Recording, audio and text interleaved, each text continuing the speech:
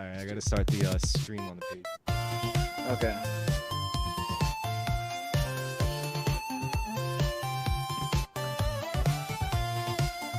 Just gonna have some of this ginger mineral water.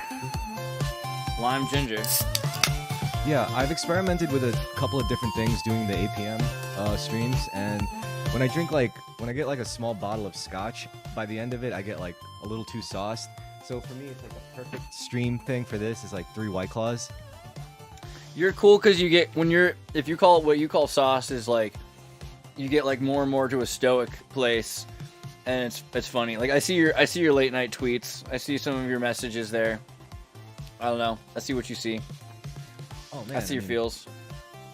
No, I mean, to be honest, maybe I would get more emotionally invested. It's stuff that I've kind of already seen before, but I'm not hating on it. You know, I'm like, yeah, you know, this is normal. This is as things should be. I guess when I look at things like that, like people will call it jaded. I'm just like, yo, hey, you know, like it's like to me, it's as beautiful as watching the sunset. I'm like just another fucking asshole on the internet, you know.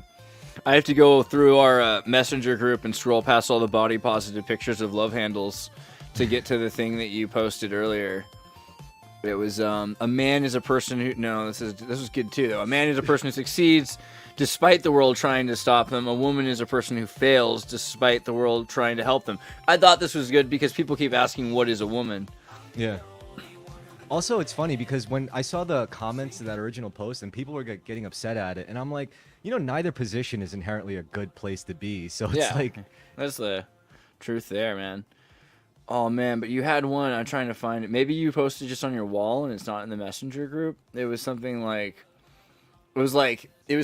man, you know, someone was saying like, I think I just found like the life-changing best ramen recipe. Oh yeah. It's like, I mean that's like you're like, please, here's my sword. You can use my sword.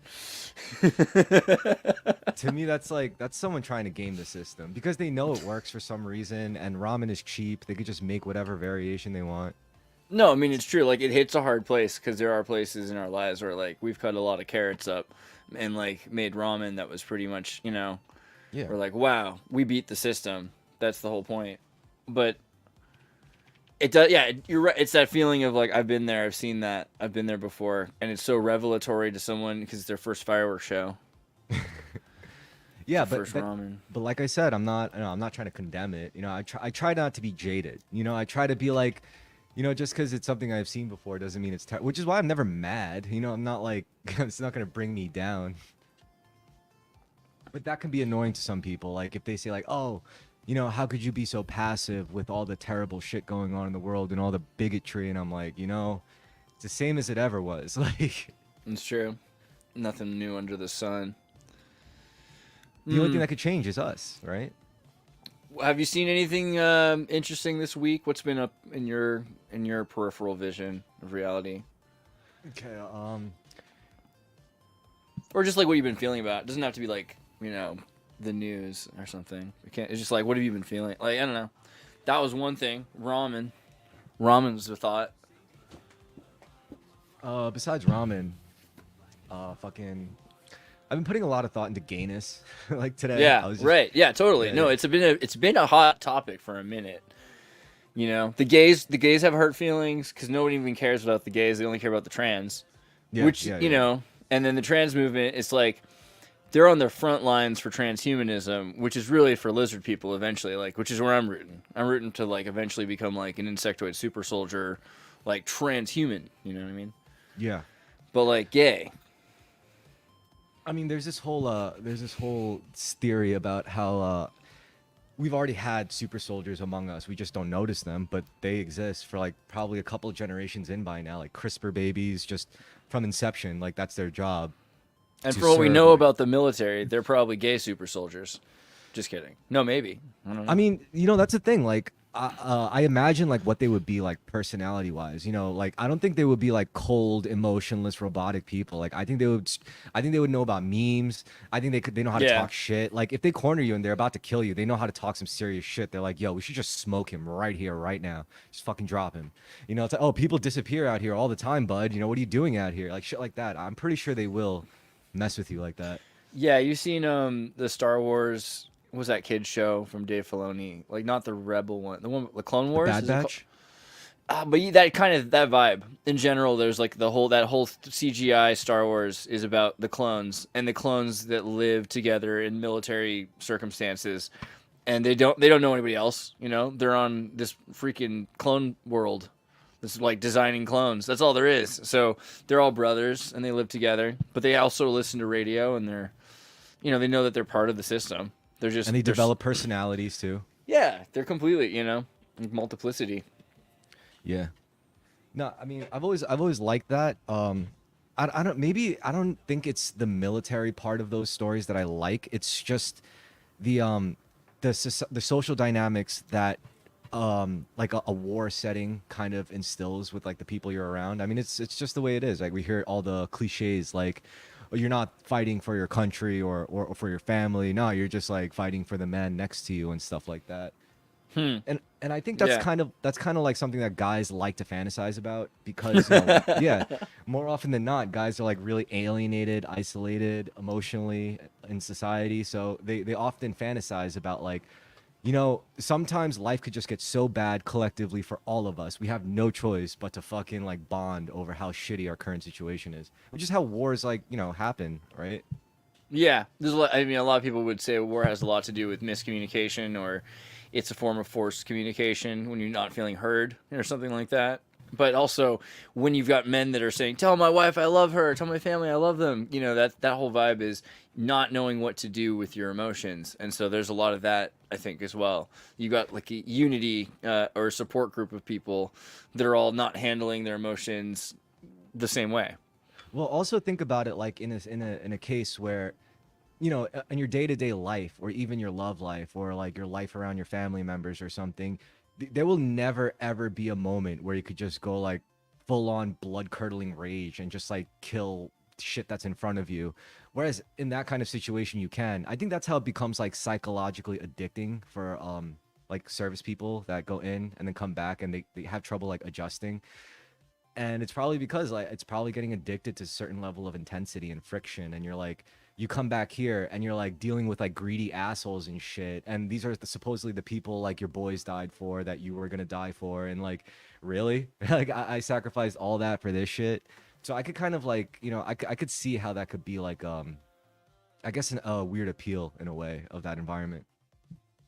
Yeah, I tend to think that the military does, you know, at a certain point it becomes all about itself. You're like, well, the GP, the general public, the guinea pigs, you know, they're not part of the military. They don't understand it. It's like a whole different world. So they live their life and you don't worry about them, you know? Like you kind of worry that they exist. Like you want them to keep existing because it's cooler that they exist than like you want people to get stoned in a good way. You don't want them to get, you know what I mean? Like there are places where getting stoned to death is a bad thing. Yeah. Basically. And there's cases, I mean, there's also plenty of countries where it's like they're like everyone, like conscripted countries, you know, like South Korea, everyone joins the fucking military. So for them, it's probably not even like such a foreign concept to them. It's like, yeah, we all just kind of did it. Even the fucking K-pop stars had to do their little bit. Yeah, like what do you think about that, like universal conscription?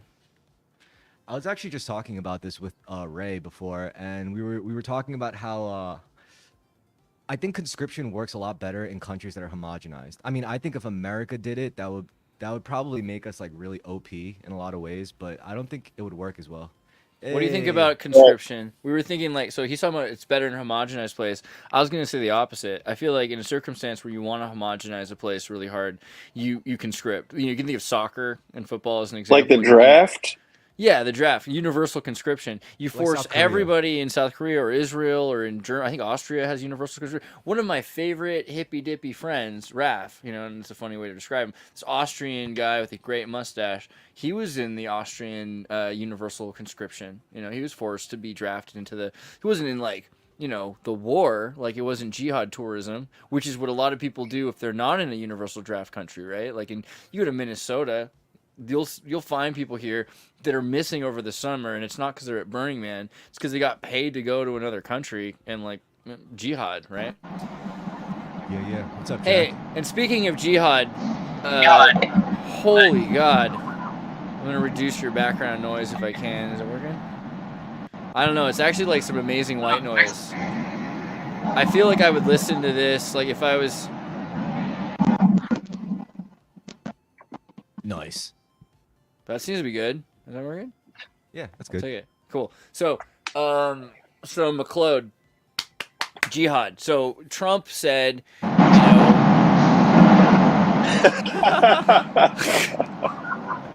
That's it, Jake. I'm just going to unmute you in a second. So Trump said that, you know, okay, when I went to in Minnesota, there was a rally, and Trump was at this rally, and it was like crazy, and it was hard to get people in because there's thousands of people, right? And it was huge.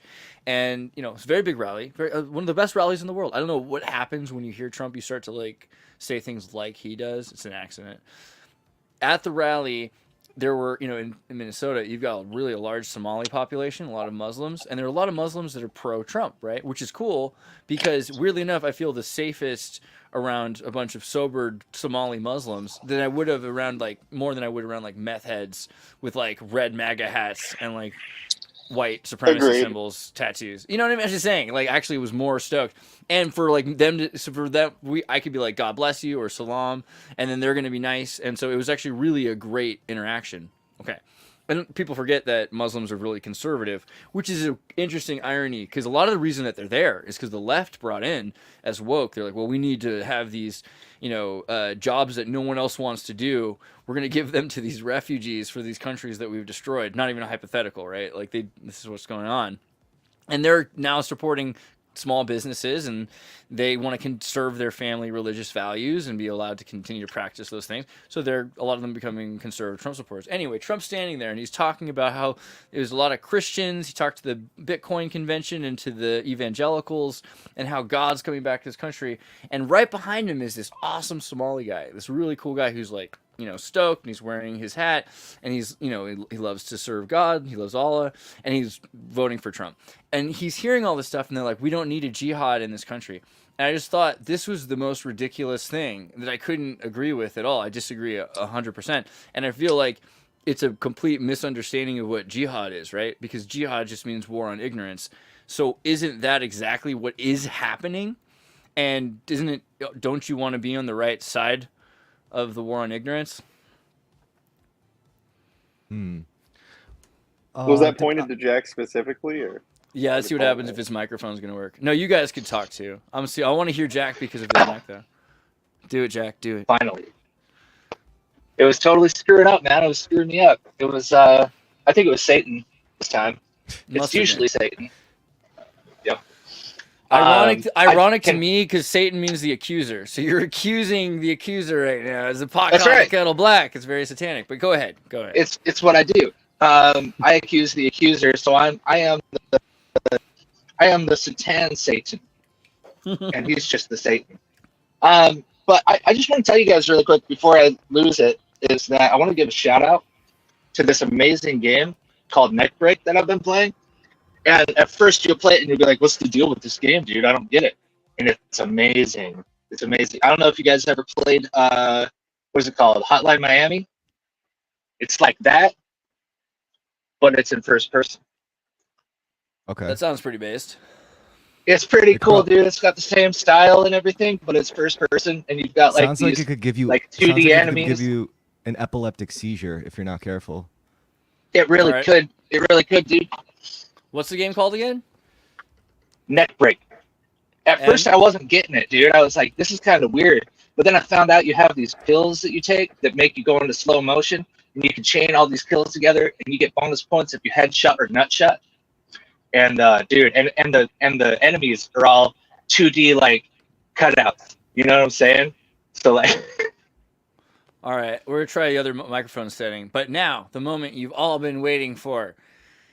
Kurt enters the room. Hi, Kurt. Nice. Best for us to be memes. We have made good memes. Best for us to be memes. Best fucking memes. Best for us to be memes. We have made good memes. Best for us to be memes. Best fucking memes.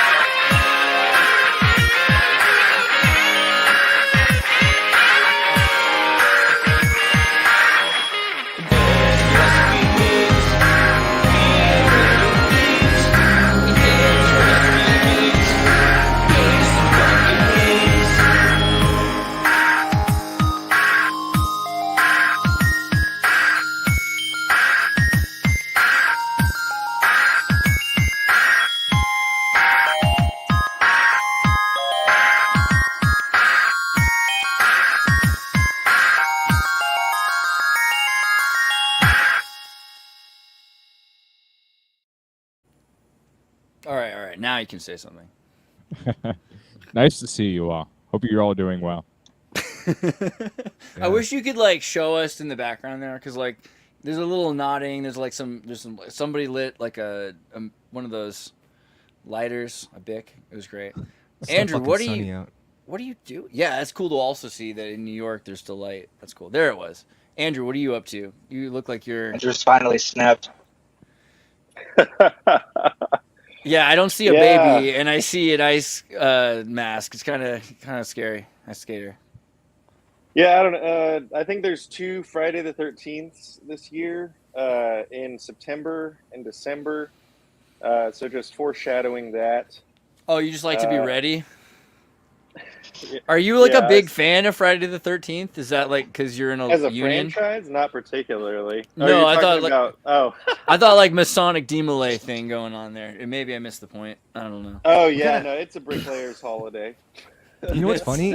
Like, it didn't really seem like anything when it came out, but it's funny how like this year we already got our political horror movie, which is Civil War, right? I mean, I don't know if that counts as horror, but it kind of like touched on that note. I think it counts in the sense that they tried, like all the posters were AI generated, and so there was a big hubbubaloo from the artists in LA, you know, as they're starting to get rid of all the woke artists, and they got rid of all the like translators for anime and everything. The next one was that Civil War used AI generated posters, you know, and they were saying they did it not to upset people, shockingly, but to like scare people because it would look kind of more real and more familiar, because right now everyone's seeing a bunch of AI art, so, and boomers are falling for it, so it seems to be perfect. So that was the idea for the posters. I feel like that was to say, yeah, this could happen.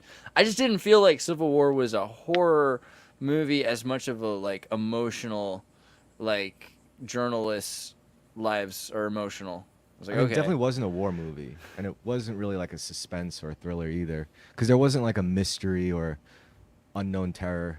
It's kind of. Am I talking the same movie? This is the one with like Kate Dunst or Christy Dunst. Christy. Was it Kristen violent? Dunst. Yeah, it was. It had moderate amounts of violence in it, I'd say. It was Okay, like. so was it like an action movie or something? Or There was You know what my favorite part of the movie though was? They had this one shootout between federal Kristen Dunst. soldiers and the Boogaloo Boys. Like you actually had dudes in Hawaiian suits and tack gear. Amazing. It was so good. I was like, I felt- and they won. I felt like it was like about. I know these people too. Like I know people that like work in journalism. They think their life is super hardcore because they came from the East Coast and they just can't handle it. And it just kind of bothers me a little bit. The whole movie was about the shell shock of somebody who's not prepared for war. You know what I mean? Did it have some pre-programming going on? Because it just seems like the kind of thing that would have some pre-programming. Okay, here's what I felt like it was really about. It's that if you're a journalist and you do this and you go to another country and you don't understand how it looked in Iraq in the 90s before it was, you know, when it was cool, right? And all of a sudden it's blown up, you don't have the context. So like you look at Baghdad all blown up and you're like, so what? It's always been blown up to you. But if you looked at America and you saw America blown up, you're thinking, okay, I can see it's like my own home being blown up. I feel like that was the point of the movie. Like if you were a journalist and you were in your own home, you would feel things that a lot of journalists are able to suppress or like don't even realize are going on, right? But also it's kind of ironic because America. This is like America. Go to any mall, what used to be a mall, and it looks already. I mean, this is really easy to shoot this movie because America already looks like this. It's already collapsed and destroyed in every way. There already is this happening. That's true. But aside from that, I still like what I can't get behind with the movie is this idea that Americans would be so like there's such a cult. I mean, this is probably true, so I'm probably wrong in my instinct, but I mean, it didn't feel natural, this idea that Americans are so far removed from each other, depending on like, I guess like how far apart their states are, where it's actually like, they will be that alien to each other, in a cultural sense. I mean, that's what And, happened, Balkanization of Europe. So I think Yeah. the idea is that it could happen here. We've Yeah. already seen people splitting ideologies from Texas and California. And so yeah, you like have abortion rights and politics and shit. But the tech companies going to like Texas Instruments and being in San Antonio and Austin, those tech companies are a different ideology than Silicon Valley. And so as long as those two emerge, then you're going to see around in the next 20 years really different cultures emerge. And if they're not talking to each other, that's when I mean, literally the difference between languages like Croatian and Serbian or Slovenian is what 20 to 100 years of not having internet and speaking the same language with a little bit of influence from the country above it or outside of it. So very quickly, your dialect will become. You could even have Texan become its own language. You could have a Spanish, Japanese, Californian could have emerged. It would have said like, sayonara, cowabunga, dude, on all these, all these amigo and everything. But in Texas, it could have been with more German or something like that. And the only reason that didn't happen is because we've had internet, we've had communication, we've had television, and that's only been around for the last 70 years. So if we really look at how much the internet's broken now, how quickly it could be that we don't hear from each other, kids who used to our age talk on the internet from all over the world have a universal English accent. Kids 10 years younger than us can't speak English sometimes because they've just been in their Discord servers, they've just been in their internet. It'll be I can see us becoming more isolated really quickly. I think it's not that hard to see. Yeah, I guess it depends. I mean, living in New York City my whole life meant I had to come into contact with like many different kinds of people for like many years, and they just all came and went. But I mean, I could see like that. First of all, I could see my city becoming less of a hot spot and just more like rotting away, I guess, in terms of infrastructure and populace. But otherwise, living in, I guess, like a small town in the Midwest or something, you're not going to really get that kind of exposure, right? I think some places are going to emerge that we don't anticipate also because, like you think of Portugal, I don't think a lot of Portuguese anticipated that it would collapse and that Brazil was going to become, where they would take all the wealth and find more, right? So the same thing could be said for Malaysia under Silicon Valley and under these tech companies, right? There's these huge multi-billion-dollar companies that are in Malaysia. So they have their own isolated, slightly smaller than Australia island with, ancient rainforests. There's going to be weird places that emerge as being important for tech and for culture. And yeah, I don't think that we understand completely how much that we're going to be different. I mean, the Civil War movie makes a certain amount of sense just because really, if we continue down the road that we're trying to continue down, it's easier to control people.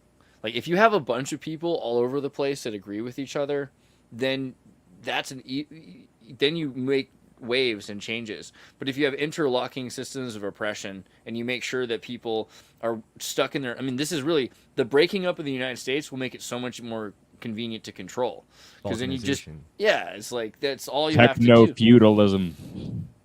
Yeah. Whose side would you choose? Microsoft? would you go live in Apple Kingdom? I'd stay. I'd stay there for now. I don't know. That's a term that came out apparently, I don't know, in the past few years, but there's some author, he wrote a book and started talking about techno-feudalism. And his argument is essentially we don't have like any sort of remote sort of capitalism anymore, which, yeah, it's interesting. I think it all depends on your definitions, but yeah, it's I think things are devolving into fascism. We don't. I thought about this week. So remember, like in the 90s, we all used to say, like maybe to our friends or our family members, if they did something stupid, we would just say, "Well, it's a free country. Do what you want." It's like I don't think I've heard that So phrase true. in like 15 years. I haven't heard that longer than that. Yeah. It's like we've all just like given up on the idea that It's are a a free free country. country. Yeah. I'm very sure by around 2001, I'd stopped hearing it. The last time I heard something like that was on South Park when Stan's dad was like, "Thought this was America." Close America. Yeah, that was like Last a time I- 2008 episode. It was a while ago. Do you guys know when 6G is supposed to drop? When what? 6G is supposed to drop. Oh, 6G internet? I don't know. Not Yo, sure. at one point, is it stop going Well, if we to find be like out when that is. At some point, shouldn't it stop being consecutive G's and just straight up telepathy, right? We should eventually like Yeah. trust each other. We should just trust each other to the point where it's 2030. like, I'm pretty sure I know what Andrew's That's when thinking VR about is at this going to moment. drop. I That's think when Really? it's separate. That's when everybody's going to splinter off into new realities and stuff. I used to have this idea, and I won't give up too much of the idea because I still want to write it. But basically, that people would basically end up going into these pods to do VR, and the pods would stimulate. Oh man, they cut him I off. lost you. I think that's coming. Are you kidding me? What happens? It's What? ridiculous. So people will. This was like a vision of the future that I had, and I won't give away the whole idea of the book, but basically that people would create pods that you would sit in, and it would stimulate your muscles and it would feed you, so that you don't have to eat or exercise, and you can just live in the pod and do your VR thing. And so Oh yeah. basically you know the what- people that don't do that are going to end up being the people. So like we get afraid about like fascism and stuff, or totalitarian governments and things like that. We won't even have to worry about it because people voluntarily go into these pods, and the people that don't go into the pods, that don't spend all their time there, will be the ones that just like inherit the earth basically, because Yeah, the Amish. nobody's doing anything. Yeah. See, the Amish seem really interesting. I was just thinking about it because Kurt's a Pol Pot Cambodian Maoist, and so you connect the ideas of the Amish rejecting modernity and industry and technology, and kind of the same idea of the Khmer Rouge opposing industrialism and kind of this radical communist materialist ideology to replace the spiritual abstraction. But they're really kind of similar in a sense. I don't know. Do you have thoughts on Cambodian Maoism and the Amish, Kurt? Do you?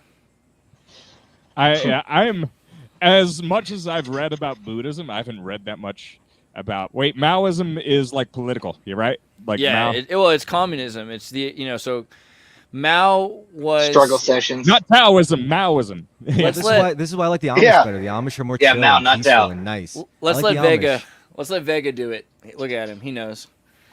Maoism, because it's all bastardizations of like one guy's ideas versus another guy's ideas, and Marx's ideas were sort of like modeled around how an industrialized society should behave itself or should operate or be structured in order to benefit everybody. But they didn't really have industrialization in China, and they needed to use organization and hatred of landlords and just taking all the land back and stuff in order to spark their industrialization, right? They needed demoralization of both themselves to say like, okay, well, we're clearly not the greatness that we used to be, even though we might have invented clocks and black powder, gunpowder, and everything thousands of years fireworks. ago. Yeah, now we're using these things as novelty, and we haven't adapted, so we need to respect the industriousness of the West. But also, we can't just become the West. Well, Mao also was like super Oh, no. anti-religion, like God too, specifically, like, which I don't think Marx necessarily was against. I think he was against organized religion, but like Mao was super like all religion is like. Bro, Marx was will a get in straight the way of Satanist. us. Did you Like- say Statinist? Stateness. He was a straight Satanist, bro. He like No, I like had- Satanism. He was Satanism. he was He a practiced Statinist. Satanism. Satanism. It was like the merging of state and Satan, and That's exactly it was right. it was a big deal. New ideology just dropped.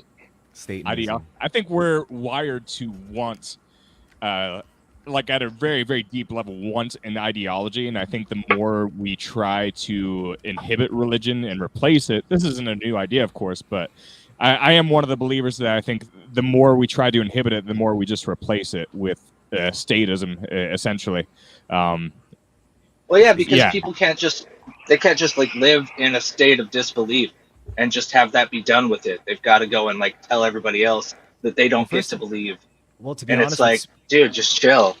with like It's that all right. kind of stuff, I think it's already natural and inherent in the human experience, right? I think like it's natural for humans to eventually. I think any person that really digs inwards into their own nature, like when they dig deeper than their body, like, all right, like what's the state of my body, how does my body work, when they dig deeper than their heads, like their psychology and their thoughts, and they dig deeper than their emotions, eventually they start like becoming conscious of like their energy, like where is your energy going, like how are you cultivating your energy, how are you spending your energy, how are you wasting your energy, that's like another big one. And once you get there, it's like it very rapidly starts to become, even if you started completely secular with it, you just wanted complete like wellness, eventually it just goes into religion really fast, or spirituality, because that's your metaphysical energy body, you know. Yeah, I said inwards, you know, like inwards. Well, we're like wired for that anyway. Stop It's saying kind the of like wired N-words. into our brains. I said inwards. Inwards. All right, I have one interjection. I forgot to make a meme this week. I had an idea for a meme, but yeah, I'll just say the meme. So, like, I imagine a person watching The Matrix and just like thinking, "Oh, this idea is so silly. There is never any possible way we could just be feeding the life force of machines with our own life force." And then, like, you pan out and he's watching the movie The Matrix from his iPhone, and he's hooked up to one of the like plasma donation machines that's literally sucking the life force out of his body for money. And so, which I've done that for money. Donated my own plasma. Where you could sell it for about $60 a pop. But yeah, it is really ironic. Like, what are you feeding? Like, we never had a system where we could just give, like, shake up our blood and just like give it to other people, or it's not even donated to other people. I think a majority of the time it goes on to feed the medical industrial complex and create a lot Oh of yeah, it goes to medical research. I know Straight I up. talked about this yesterday, but Kurt, why aren't you a super sperm donor? You know, like, haven't you seen the documentary on the Dutch guy with 1,000 kids? Why aren't you just like, you know, all you got to do is send in pictures of you as yourself and you as yourself as a baby, and say I have you a make question music. for Kurt. I also have a question for Kurt. After that, could you please tell us how you feel about the one-child policy being enforced on American citizens? Okay, sperm donation. You could have 1,000 kids, bro. 1,000 kids all over the world. You could just like dominate New Zealand. The closest sperm banks tend to be only in major cities. At least There's all these websites, and then you can go online. They have all these things, and yeah, they'll pay you to go to Kenya. You get 2 weeks to stay in Kenya while they just like get 50 vats from you, bro. It's like a dairy farm. Well, send me the links, bro. But the next question, one child. Boy milk. There's no way a one-child policy at this rate would enter into the U.S. It's like right now we're in a yo-yo period where everybody's reacting to the baby boom, and like we swung the other way, and now our population is declining. Well, I said if we enforced the one-child policy, everyone would just abort their daughters, like, straight up. I don't think so. I'm raising mine as sons. That's what happened to China. Like, when they tried to enforce that weird kid number policy, they just if we're talking like in I theoretical, heard they're not doing it anymore. I think they don't do that anymore. But also in 'Cause that was a America, disaster. I think things have changed. It's kind of like that movie. Which was the one? Is it Get Out, or which is the one? The Help? What? No, I'm so confused right now. Which is the Peel movie where there's white people that are taking over black people? Get Out. Get Out. Yeah. So like. Yeah. I can see that in this generation it might be more advantageous to be a woman than a man, and so it's skeleton key. You know, it's whatever's in vogue for that generation, right? Oh yeah, it's like a cycle, kind of. Well, more like a spiral, I guess, because these things, like the repetition of trends, get like faster and faster. Yeah, it's not Twister, it's Twisters now. So yeah, which is like sisters, Different. Twisted Sisters. Yeah. I don't know, but Kurt, like the guy who did it, I'm sorry to bring it back up again, but he went around the world. He's got like 1,000 kids in Holland, and then they found out he was doing this in New Zealand, Australia, all over Europe, and he's not just doing it on the internet. He was doing this on the internet, but he was also flying to these countries. He's in Mexico. He's got a YouTube channel where he goes to every country, and he's been donating, and he's got like 1,000 kids in every country. That's insane. Dude's, yeah. So the Dutch government literally made a law that says he's not allowed, like, his sperm's illegal. Like, if he breeds again, it's going to cost him $100,000 or 100,000 euros, right? And they're going to, like, arrest him, right? Is he that good of a specimen or something, or it's just because it's so widely available? He's a like, Dutch dude. He's called the Lion of Mombasa. Oh I mean, God. yeah, I don't know, but like, to be fair, Kurt kind of looks like him. Dutch prison is like Club Med, though. So how bad could that be? Vince, you in on this? Kenya sperm bank? We're gonna bring Kurt. What's up, Vince? Gonna start a sperm bank? We don't have to start it. It already exists. Apparently, this is the thing going on. There's the Kenya sperm bank, and they pay you. They fly you out. Yeah, and like, so this is. Yeah, but can't we just start our own then? Well, yeah, what who are we gonna like? Look, let's just get a bucket, and we'll collect the APM sperm and make one super sperm. No, the That best thing. I think that's why they got this guy in trouble. But no, Then so we'll this guy, put it in D. this is the guy who did it. He makes videos for the thousands of his children all around the world now that you can know about him, and he's going all over the world to other sperm banks, and he's donating, and he's got thousands of children, and then Hi, the Dutch Jonathan, government. big fan. But My here's wife and I- supportive of you.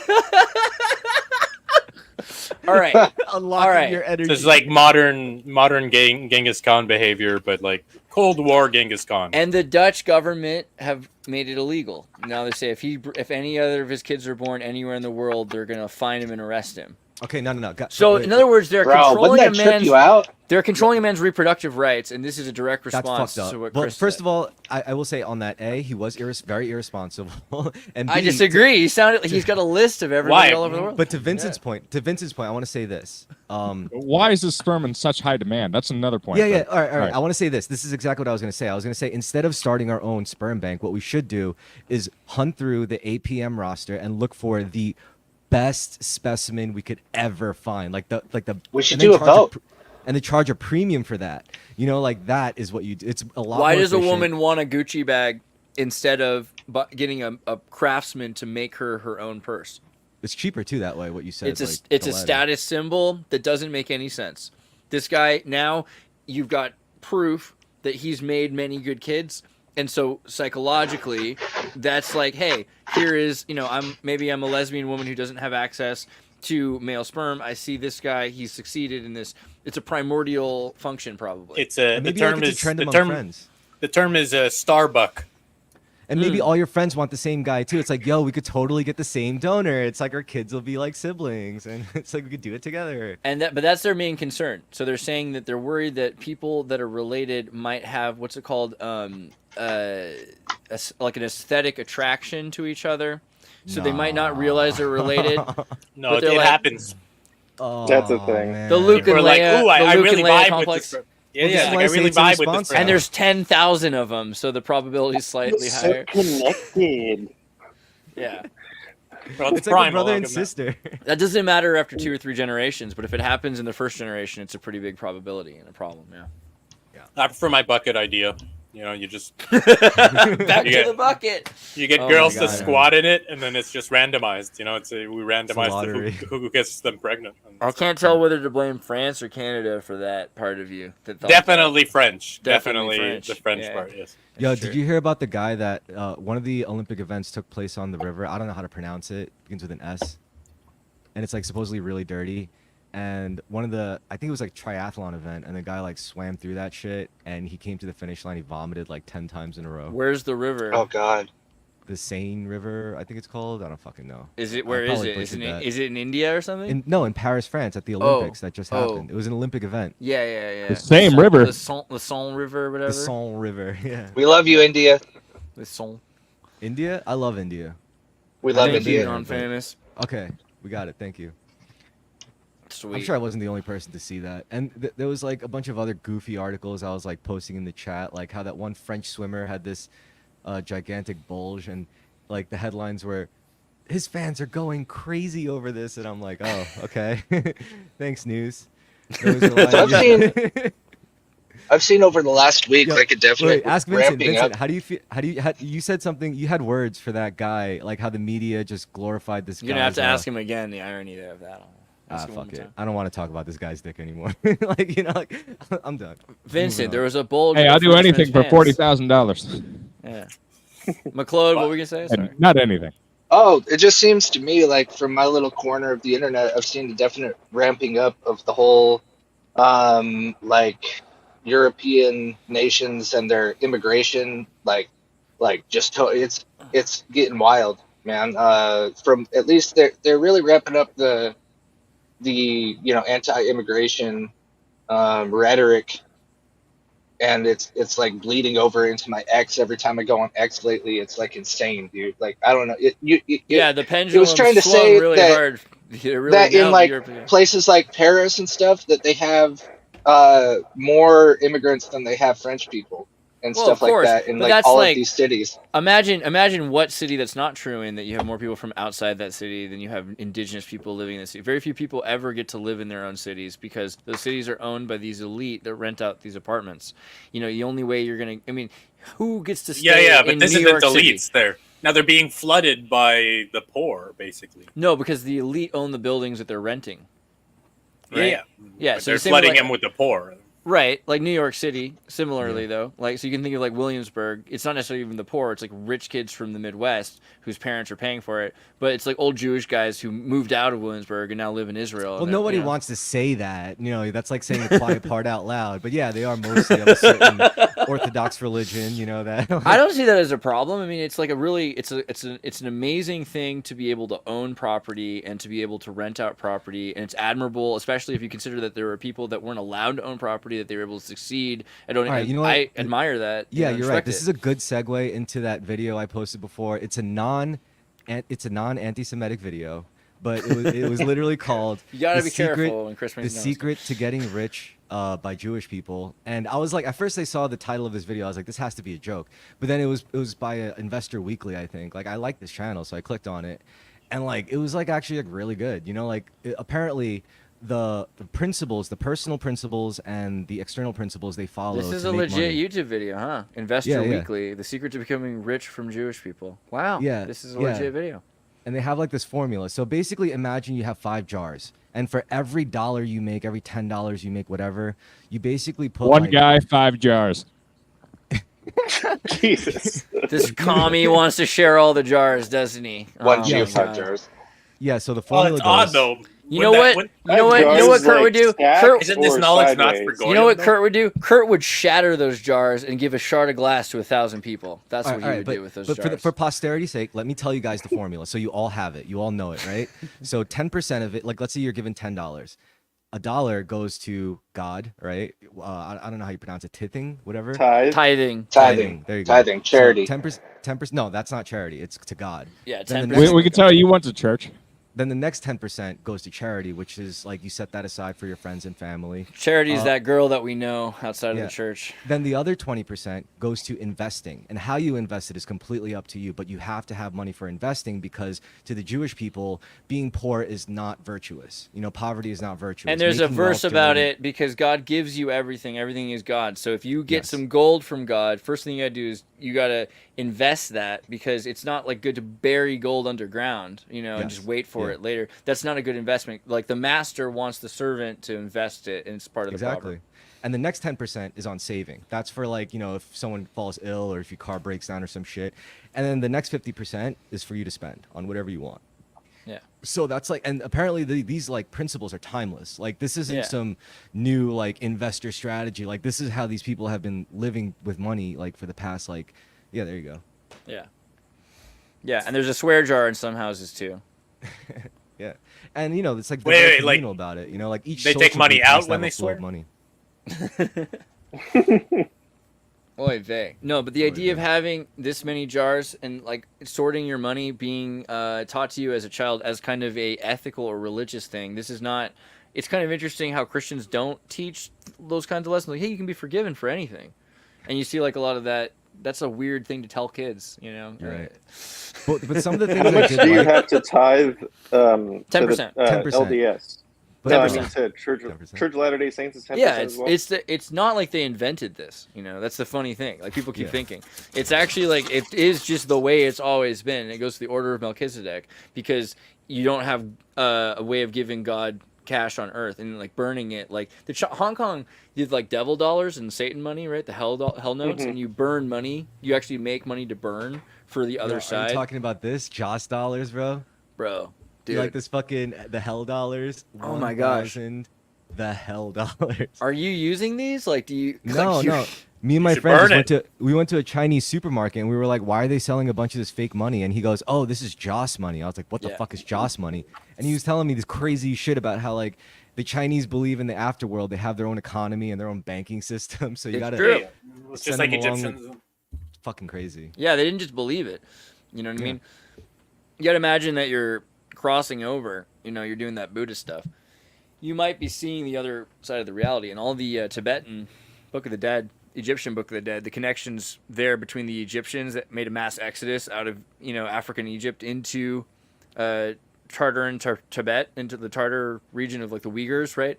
So that all that culture is the same culture, and the idea of the afterlife, everywhere. The Slavics do it too. When they bury you with like wheat and with tools, so that you have stuff to work with in the next world. Put coins on the eyes so that they can give them to even the Catholics carry that over, right? Because of the St. Christopher. They're for Sharon, right? Well, they're for the eyes.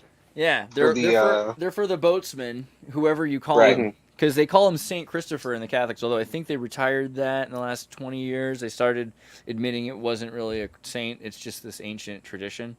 But still, so dude. this is all like money magic, though. Like these are rituals that are surrounding this sort of just concept and symbol. I wonder like what it actually does, because right now what we got was the Goyim explanation, but really there's way more to it than just that. Like this is Kabbalistic. Yeah, that's true. Kabbalah. Well, the whole thing with the tithing and the charity, I watched a video similar about a year ago, and just like him, I thought it was a joke. And so I watched it anyways. I was like, I gotta see, like, what are they gonna say about the Jews now, right?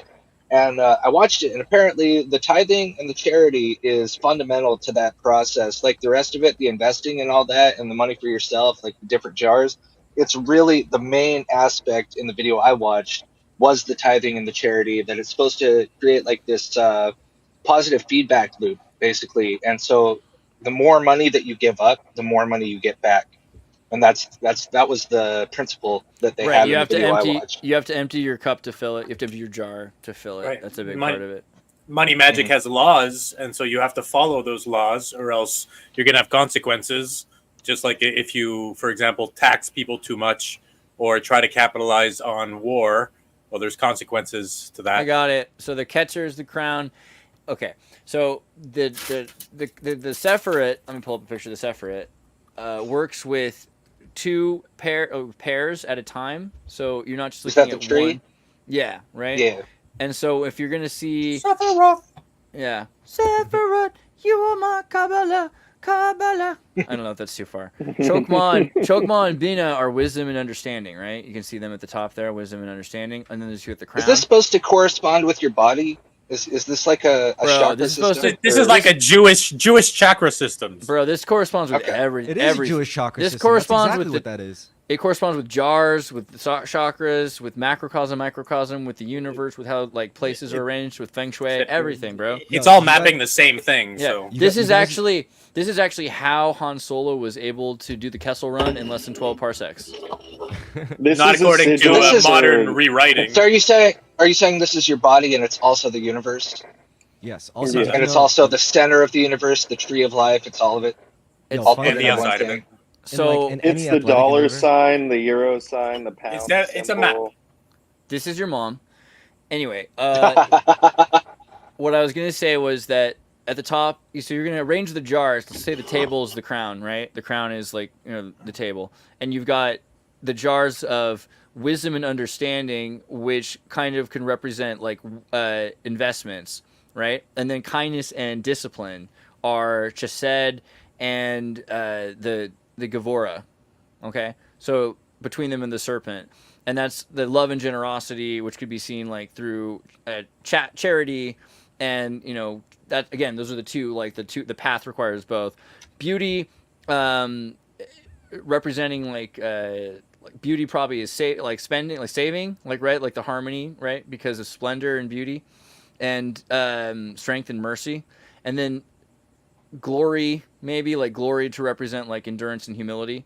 So I don't know, there's several apparently pathways, and so there's different ways that you would invest your wealth as well, but like your wealth represents your time, because you can always get more wealth but you can't get more time, and this is your your life path. It's not just your yoga, bro. It's like how you spend your life and what you focus on and how you're getting back to crown, right? Where's the origins of this? Like what did they use to draw this up? What were they looking at? Did they get this from the Bible? I gotta phone a friend. I'd rather pull in like David Plate. And this is before the Bible, to my knowledge. Yeah. It goes back. I mean, the Tibetan. I mean, like you just talked back about in oral tradition. jump in for a Yeah. sec and talk Sephiroth history. The Kabbalists. These bros.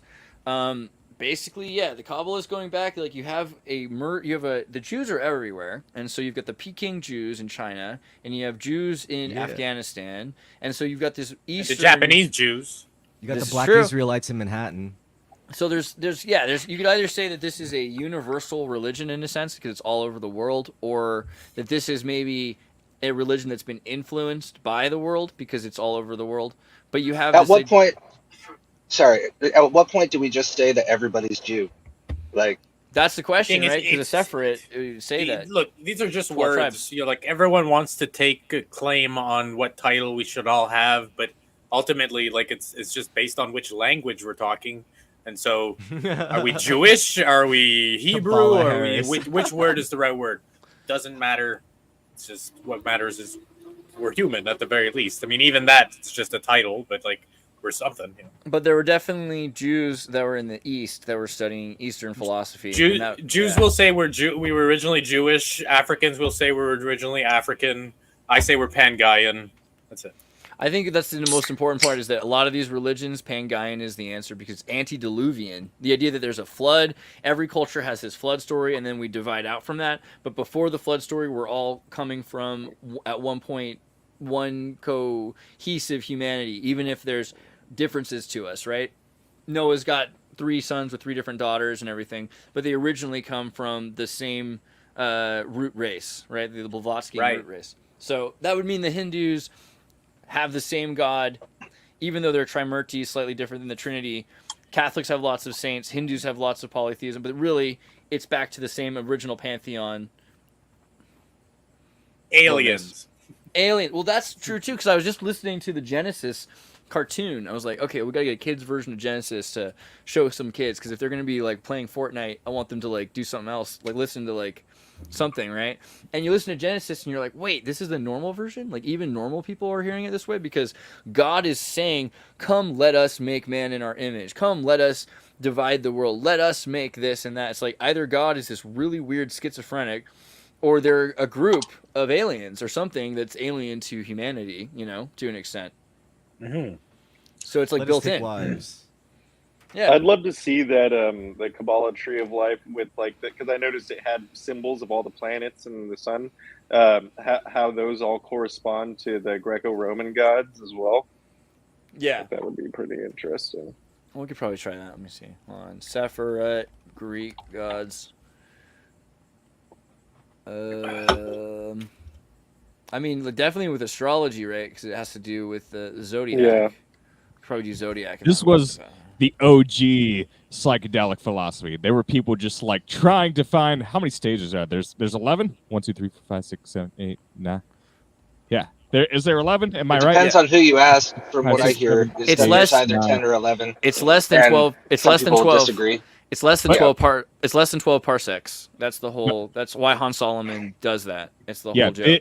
These people were getting surgical about the fundamental structure of every layer of reality that you could imagine. And like, I don't think this was an easy process to come to these conclusions, but it's pretty awesome. It's pretty awesome. And like, there's so many videos about the Tree of Life online, and half of them are just gibberish. You can't like understand them. But if you find a good one, they'll take it slow and they'll put it like in plain terms of like, okay, this is what this one like represents. This is how this aspect of the tree interacts with another one. And the ultimate message is like, okay, these are just all aspects of what you could say God, or the one aspect that is our reality, at least our reality. Might be other realities out there, I don't know. But yeah, I think that's the main really cool takeaway. So if you study the Tree of Life, you can find some really interesting things, but there's a lot of really bad takes out there as well. It's because it's not a formalized thing in our education system. Look at this beautiful man. David! Hey, it's David. David, it's nice to meet you. I've been wanting to get on a show with you for some time now. Oh, cool. Hey, instead of asking you guys to kind of like regurgitate whatever it is that you just went over, I'd like to just keep listening and then respond. Yeah, I mean, all we were saying is we wish we had a better answer to the history of the Sephiroth and the Kabbalah, and then I said, I got to phone a friend, but... Andreas, could sure. you... Yeah, so I was asking, what are we... Could you pull up a picture of like chi networks on a human body and compare Sure. that to like the Sephiroth, like the Sephiroth tree human body thing? Yeah, let's pull Yeah, that up. like Right. if there's like something that could show all the points. You're talking about the Adam Codmon No, that's chakra. representation? Chi is different, right? Chi is different from like the chakra thing. Like a chi is a whole web or a network. Oh, you're saying Something. chi. Oh, you're talking Yeah. Indian. Oh, you're talking about Or like I guess a Taoist kind of Chinese. thing. Isn't Okay. chi the energy itself? I think every like meridian points across a body, I think, as how the Taoists would call it. But that also, I feel like that kind of, I didn't look at it too much, but it reminds me a lot of like that other map we saw of how it overlays the human body. Well, there's the Adam Codmon is when you take the Kabbalistic tree and you apply it to the human body, because it's like microcosm, macrocosm. So I guess the acknowledgement or the idea is that these planetary correspondences, what you see related in like the solar system, would be in principle the same dynamics that you see in everything that exists within that system. So like the same dynamics are happening on every level is kind of the idea. That's why if you go into any Sephiroth, there's 10 more Sephiroth, and then you go into any one of those Sephiroth and it's 10 more Sephiroth. So it's kind of like an early fractal communication. Yeah. My question was, where was the origins of, where did they start figuring this out from? Like, where did they pull this out of? You know what I'm saying? Like, is there any idea of where that comes from? Right. So I like to make the point that no culture ultimately owns these kind of things, really, because like you can see the same communications in like Egyptian mysticism, and so sometimes there's people treat it like an accusation, even though I don't see it as problematic personally. This idea that Kabbalah kind of like is an extension or extends from a certain part of Egyptian mysticism. What, like Moses out of Egypt? That's crazy. Right. I mean, So, what were they looking at? Like, what were they drawing these conclusions from? Like, where are they getting this shape? You know what I'm saying? Yeah, well, I guess the idea is that if you were to look deeply enough at a leaf, you'd see it, because the pattern that's being communicated from Torah that Kabbalah draws upon in the Zohar, kind of like it speaks to a pattern that exists in nature. So you're like, what do trees, lightning, and human beings have in common? Well, we all have this kind of ratio, kind of dynamic expression, and it's never the same, right? So like that's the difference between like a computer model fractal and what we actually see in nature. Because in a fractal, if you go into any part, you'll find the whole. But in nature, you find that same principle dynamic, yet it's always transforming. It's always different in every part. And so that's the the animation. Does this have anything to do with the patterns that you'll see, like the interlocking kind of like puzzle pieces on psychedelics? Pentagram. Is it? Sure. Well, there is the argument that people make that if you ingest a plant medicine, you're basically you're inviting in that consciousness from that plant, and so there's this idea that like we extended out of these different kingdoms, so like each kingdom is distinct but not separate from the kingdom that it's extending from. So one could argue even like the mineral kingdom or plant life, like that's part of us, like we are part plant matter in a sense, and so to take that consciousness and bring it into you, it teaches you things not in the way that we generally relate to knowledge, which is like accumulation, but in like the like Krishnamurti spoke to that, like what is real knowledge, and then like da'at is like fragmentation, and that's why it separates the supernal triad from the 7 lower sephiroth that make up the terrestrial realm, but like central to this whole thing is Shekhinah, because that's the dwelling place. So she's like the feminine aspect of Tetragrammaton, and then she gets pushed to the bottom as Malkut, and there's kind of like a temporary space holder that's at the top of the top of the lower worlds. That pathway between Chesed and Gevurah is very significant, and the way that it intersects with the pathway between Keter and Tiferet, because this intersection is kind of like it's loaded with mystery, because there's a dimensional shift that has to take place to get from the lower worlds to the upper worlds, and yet it's a spiritual dimension. That's why it's that vertical path. For Masons, that's the G, like that's the meaning of the Masonic is Gimel. It's that pathway between Keter and Tiferet. You know, that's why the square in the compass is literally the merge. So yeah, maybe explain that a bit. Like you could do it, you could go this way, you could go that way. Some people go both ways. You know, the yellow brick road. What is the deal with the crossing? You know, like how do I get from one part of the Sefer to another part of the Sefer? You know what I mean? Well, it has to do with what we see in the Sefer Yetzirah, which is as far as like a Kabbalistic staple, like a mainstay, like that is like it's a par with the Zohar. And so the Sefer Yetzirah communicates this lightning flash that extends through the tree.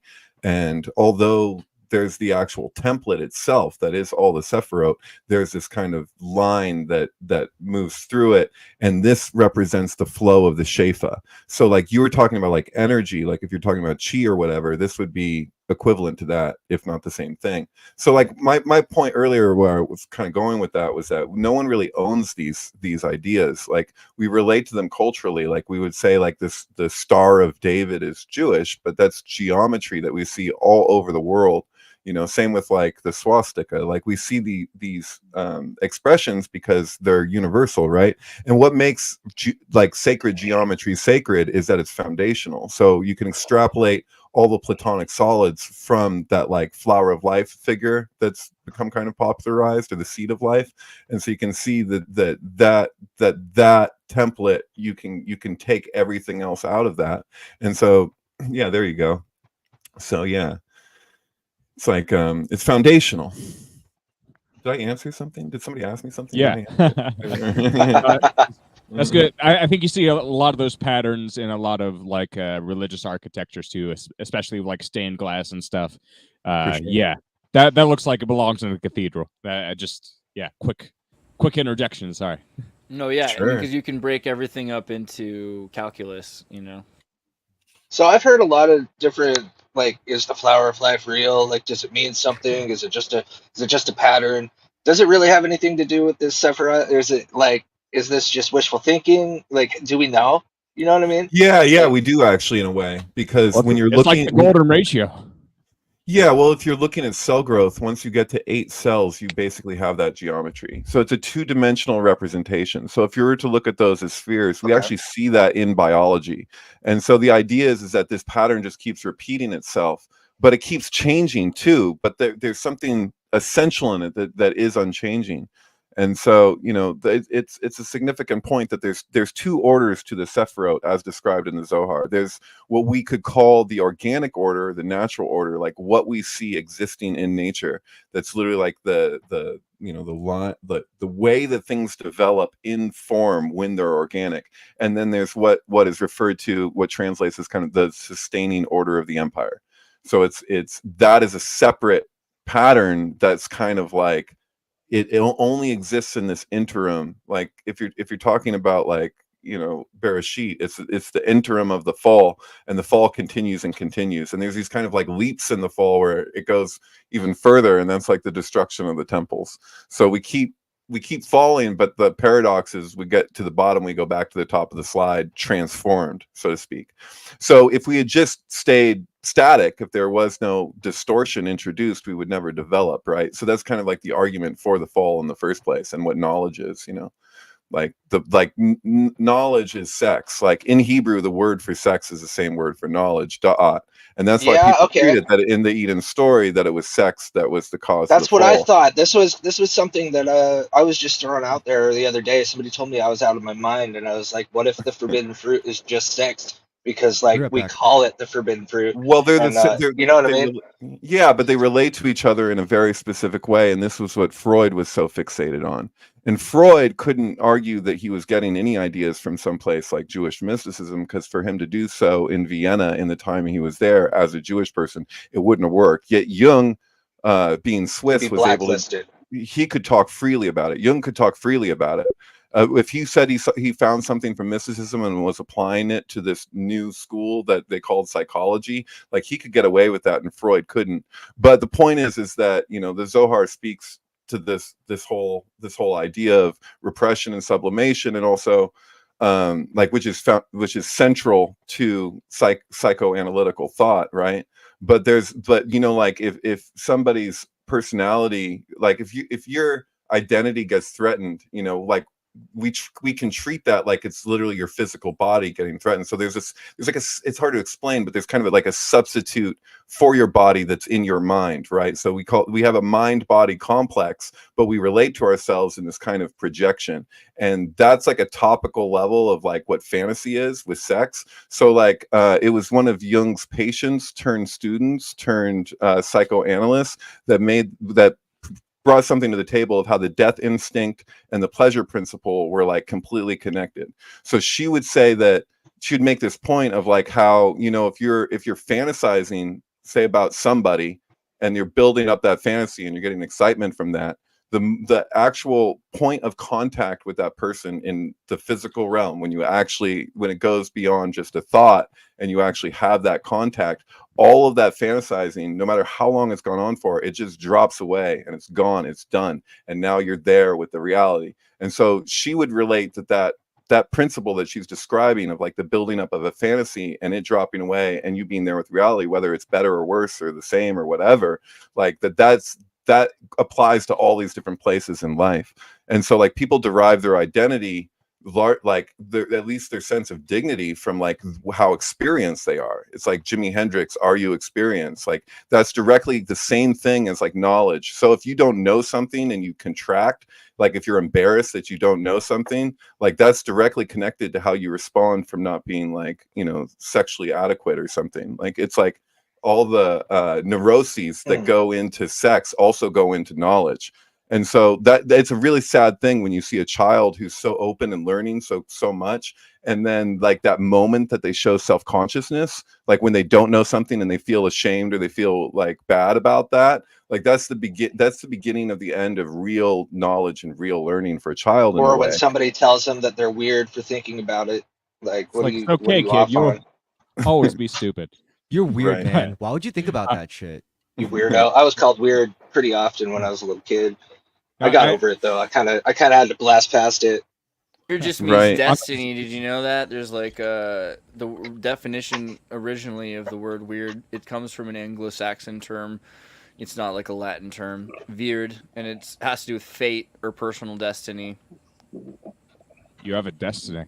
No, on that note, it's I don't know. It feels like I feel like it's hard to form an identity. Like, while our culture's so like identity driven, it feels less painful to like even try to even form an identity. You know what I mean?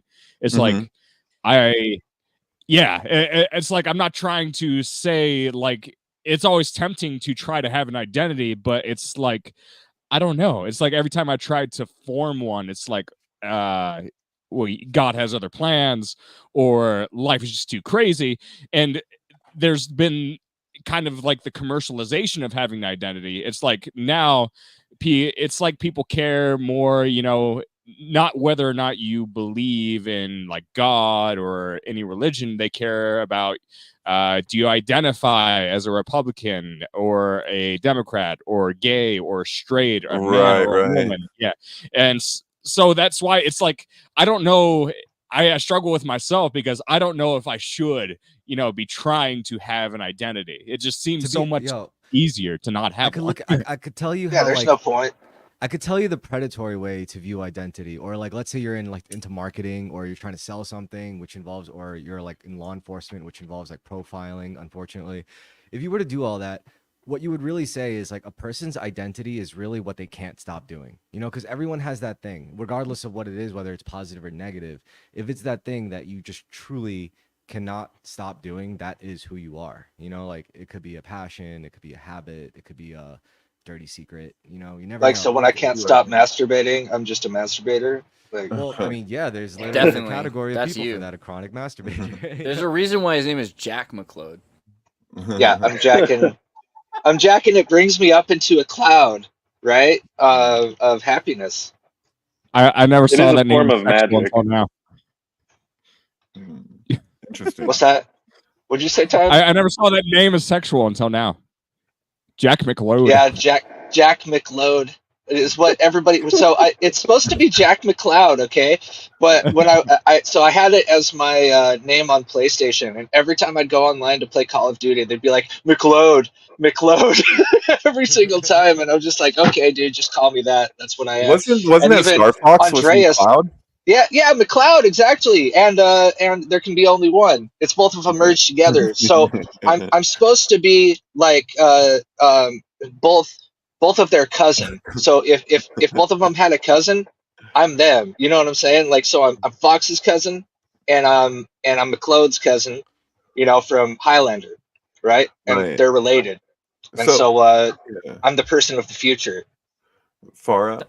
That's the kind of nightmare scenario where like a parent names their kid and they think it's super cool, and then the kid at school is like, "All right, Jack McLeod, Jack McLeod." No matter what, yeah.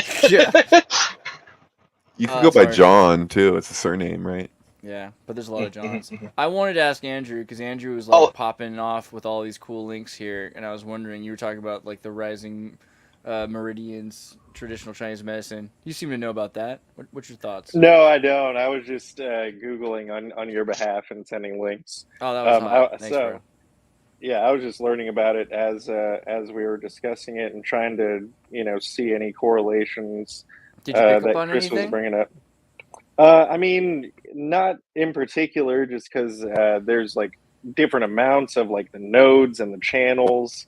We've got 12 channels here, and then there's like 11 or so nodes on the tetragrammaton, and then the chakras. There's like 7 or 8 of them. So I'm not sure where they intersect. I was hoping that the Tesla numerology thing was going to draw those all together for me, but that just made it even more confusing. Well, for me, the most basic thing I could think of was like they all had like the same core, and even in like secular things like sports and athletics, like everyone talks about the core of gravity, which is true. Like everyone's got their center of gravity, and that's what allows you to do like tricks on a skateboard properly, or like do wheelies on a bike. Like you can't do that unless you have like a very intuitive sense of your center of gravity, which honestly is a lot like your meridian point. Like, I think in martial arts they call it like a tanden, and that's like your core, your center. It's like right below your navel, and basically like that creates like an imaginary extending line. And every strike you do, or every guard you do, or every guard you block, it's all supposed to cross that like center line, and that's like your meridian point, like your center core point, is like supposedly your greatest foundation. Like when you're trying to make a solid like a foot stance, with your feet and your legs, you want it to be working from like the ground up, and then from like as far as like your upper body, you want it to be going from like your head down. You want to be pushing that down. And right, but there's your solar plexus, right? So for Patanjali, he referred to it as the nadis, which is very similar to what you're describing, where these lines of energy that extend through your body, right? And so they related it actually as like a turtle was the description. So you have like your solar plexus is like a turtle, and it's got 5 extensions from it that go through your body. But what's interesting is that like if you look at Vedanta, like the term chakra, as far as I know, is from Vedanta originally, and their description of the chakras is basically an extension of the same idea as the nadis, where there's this subtle energy body that exists. And then they all these different schools of thought deal with the principle of emanation, which I believe is paramount, but is like not emphasized enough, because it's like a really unifying place between the different mystery schools, because they're like, for all intents and purposes, they're pointing at the same thing. And the idea that we attribute it to these different schools of thought is kind of weird, because they're all pointing at a reality. So if the thing is a thing, we should expect to see it come from everywhere. So this idea that these people, like even when I was saying like the Egyptian to Kabbalah thing, it's like that's kind of misleading, because if the thing is a thing, then what does it matter? You know what I mean? Like culturally, so that kind of misses the point sometimes. Yeah. And geometry is like that in the first place. Like no one owns geometry. Like everyone can see it. It's like, oh, we claim this, we put it on our flag or whatever. It's weird.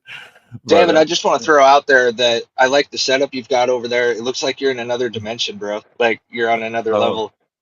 Oh, this lamp in the background, like you look like you're in a cathedral or something. Like, yeah, unless you get in there, then it's like the hotel from The Shining. But yeah, I'm not, Yeah, as far as the history of the Sephiroth and what you're asking there, like they say with the Zohar that it goes back, we know as early as the 12th century, but it could be as old as the second in all likelihood. So it's So the after idea. Christ. Yeah, yes, after Christianity, absolutely. And so there's like a lot of like parallels between Gnosticism and everything. Yeah. I'm just laughing because of all the goy in the audience. We're like, yeah, we got him.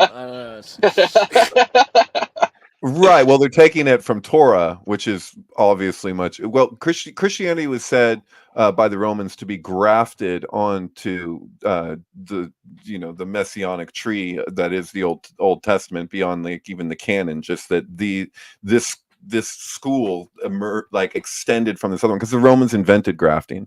So the only text to survive Judea from the period where Jesus was supposed to have lived was the text of a Roman botanist and the text of Josephus Flavius, which is, and then you have things like the Dead Sea Scrolls and these different texts that were like hidden in caves and stuff. Some people used sections of them for kindling apparently, but it's like, but it's Christianity is an extension of Judaism, even in it's like the oldest scholars that treat it like that's their treatment of it, Yeah. Legit. Wow. I like the crossover so far between like the chakra points and the tree of Sephiroth. That stuff is cool. Yeah, and I think the thing with the Sephiroth, which should be true for chakras too, is that like this idea that we're relating to your specific human body, that we are cells of a much larger organism, so to speak. And so like the thing that I really like about Kabbalah is it takes this idea of like the energy body and it expresses it in this like very universal, far-reaching way.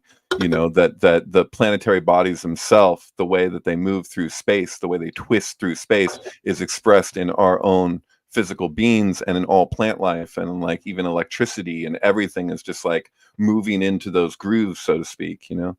So really what do we got to do to see this structure? Like what kind of meditation do we have to do? What drugs I don't.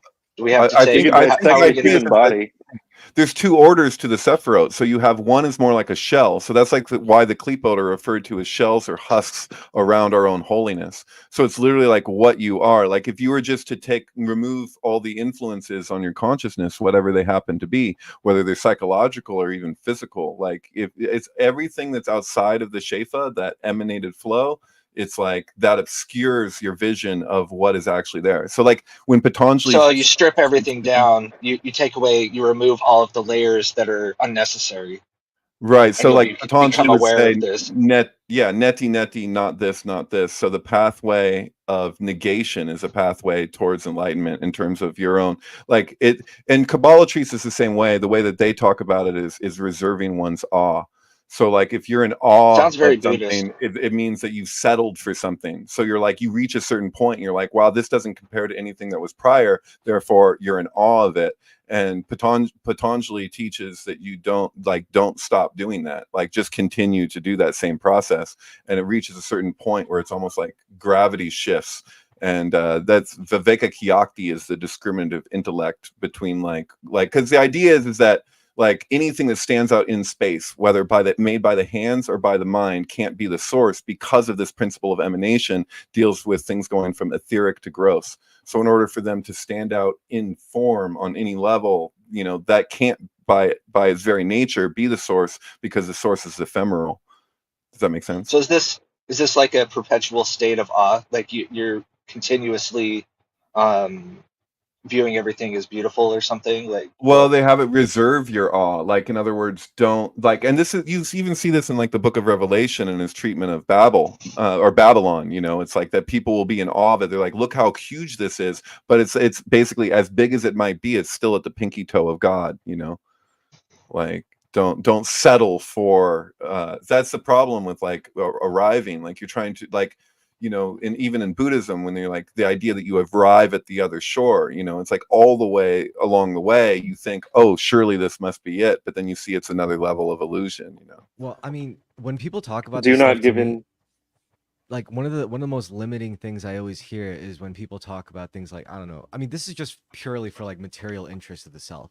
And when people talk about things like self-care, and like at this point we could all like roll our eyes on it because we've all like pondered it enough. We're like, that's just like kind of bullshit in a sense. Where Well, I mean, we've really conquered, like we have the capacity to conquer self-care in a way we didn't have 100 years ago or 500 years ago. Only the elite did, and the way we're presented it now was through commodities marketing. Exactly. But it's true that Buddhism was probably useful if you were suffering and starving and like dealing with the plague. That was probably a good time for self-care. I was gonna say, besides self-care, to me, like I think a better alternative, I don't know if it's the right one, but it would be self-alignment, you know, like where you align yourself in all your aspects, which most people would think mind and body, but I would say mind, body, and soul. And that's like such a simple thing, right? And yet that kind of could branch off into the proper things. And you could choose to take that into, I don't know, Buddhism or Kabbalicism or Gnosticism, whatever. I don't know. I just really believe that the first step should be self-alignment, which is align yourself in mind, body, and soul, so those three parts of you aren't like fucking with each other. You know, they're not like messing around, and like your body isn't doing stuff that your mind knows is wrong, or you're not, or you let go of beliefs that are just bad for your emotions. You know, like you want to be aligned. And whose airplane is landing? This also loops back to the jars as well, because you could view your energy as a form of currency. So, you know, you have 50% for yourself, and then you have 10%, you give 10% of your energy to God, 10% of your energy to your community through charity. And then, gosh, what were the other two? Investment. So that could be that. Oh, they cut him off. No. Because he was going to invest in. Could be the self-care thing. I think that would fall into, because you want to invest in something. Shit. And then whatever the fifth jar is after investing, or the fourth. So for them, their act of like filling the jars becomes their act of self-alignment, where, you know, like devoting my stored energy, quote unquote money, saved money, into these 5 jars is aligning myself, you know, like in different ways. But I'm also speaking energetically, like with our chi, with our tithing, investing, saving, spending, charity. 50% for spending, right? Yep. So and doesn't Freemasonry, they borrow a lot from the Kabbalah as well, because their path towards enlightenment, you know, they have the 32 ranks which correspond to each of our vertebrae, the imaginary 33rd being the head, or the skull. You know who else does it? The 12 steps. Like if you go to any like addiction recovery program, they also heavily borrow from like Gnostic tradition. That's interesting. Literally, I mean, if you think about like the 12 steps, it's literally ripping from like the 12.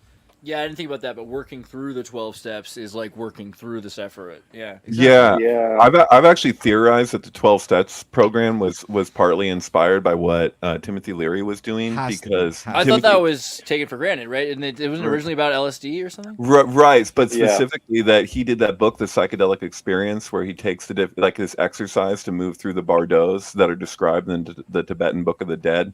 And so, like, if you look at that, because there's a couple founders of Alcoholics Anonymous, and one of them was like experimenting with LSD and all this stuff. Yeah. And that guy, I think, was like super open-minded and was taking from these different places, probably inspired by Timothy Leary at the time. That would just make sense, right? Yeah, directly. Yeah, Bill W.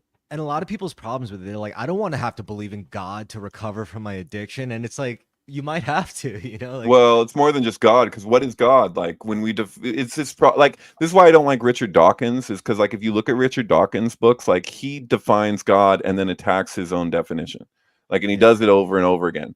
And so I'm like, that first of all, that idea in the first place is very like, we're talking about Kabbalah, like that's like the antithesis of Kabbalah, in the same way that I see that too in Patanjali, is that they're like, don't like take something and make this whatever it is, it's in your head or whatever. Like, you know, talking about Adam Kadmon before, like I transcribed like how everybody calls it Sky Daddy.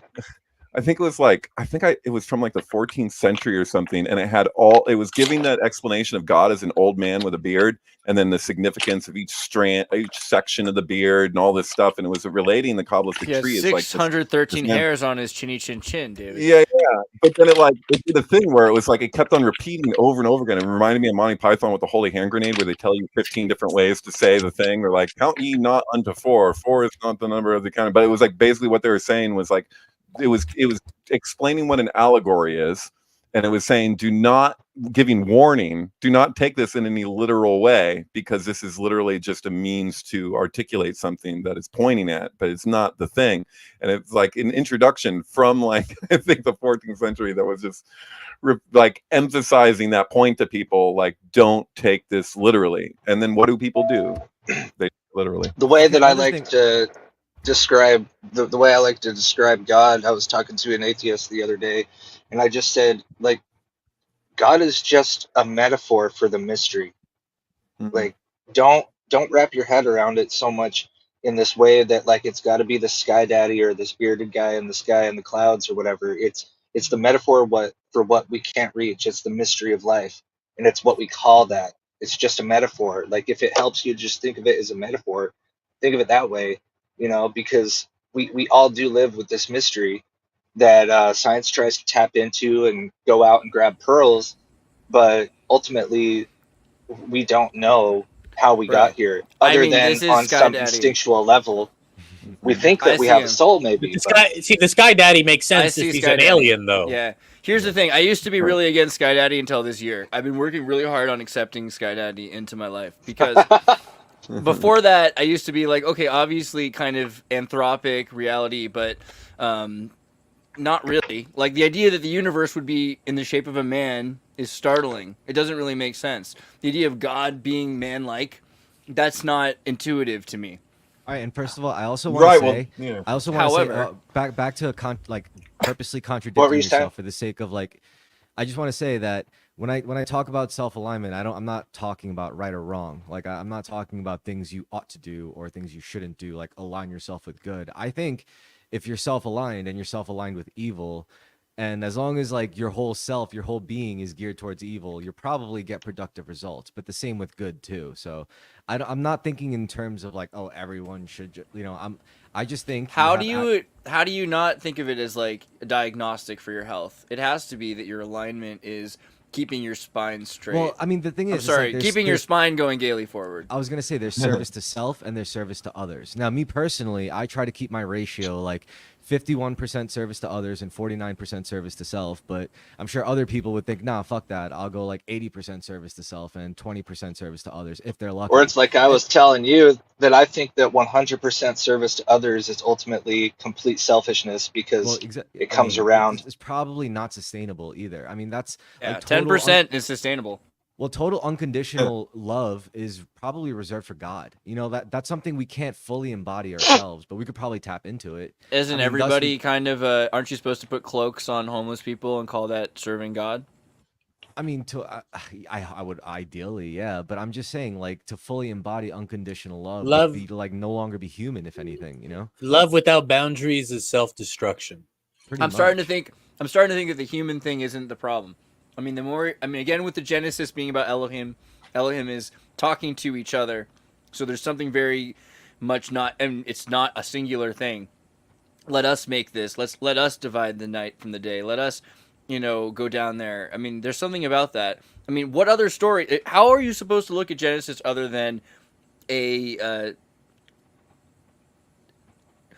do you call it? Terraforming. An alien terraforming mission. I was just trying to think about it. I was like, how else do you put it? The whole thing seems like a terraforming mission. I agree. No, but even if it's not, they're calling God like USA. It's like, and then the USA says, "Let's go down there and we'll like put like them in our image." Right, but you know what's strange though? Like, speaking about Adam Kadmon, is that's supposed to be representative of the lower worlds of the Kabbalistic tree in a sense, but Tetragrammaton itself is a mother, a father, a mother, a son, and a daughter.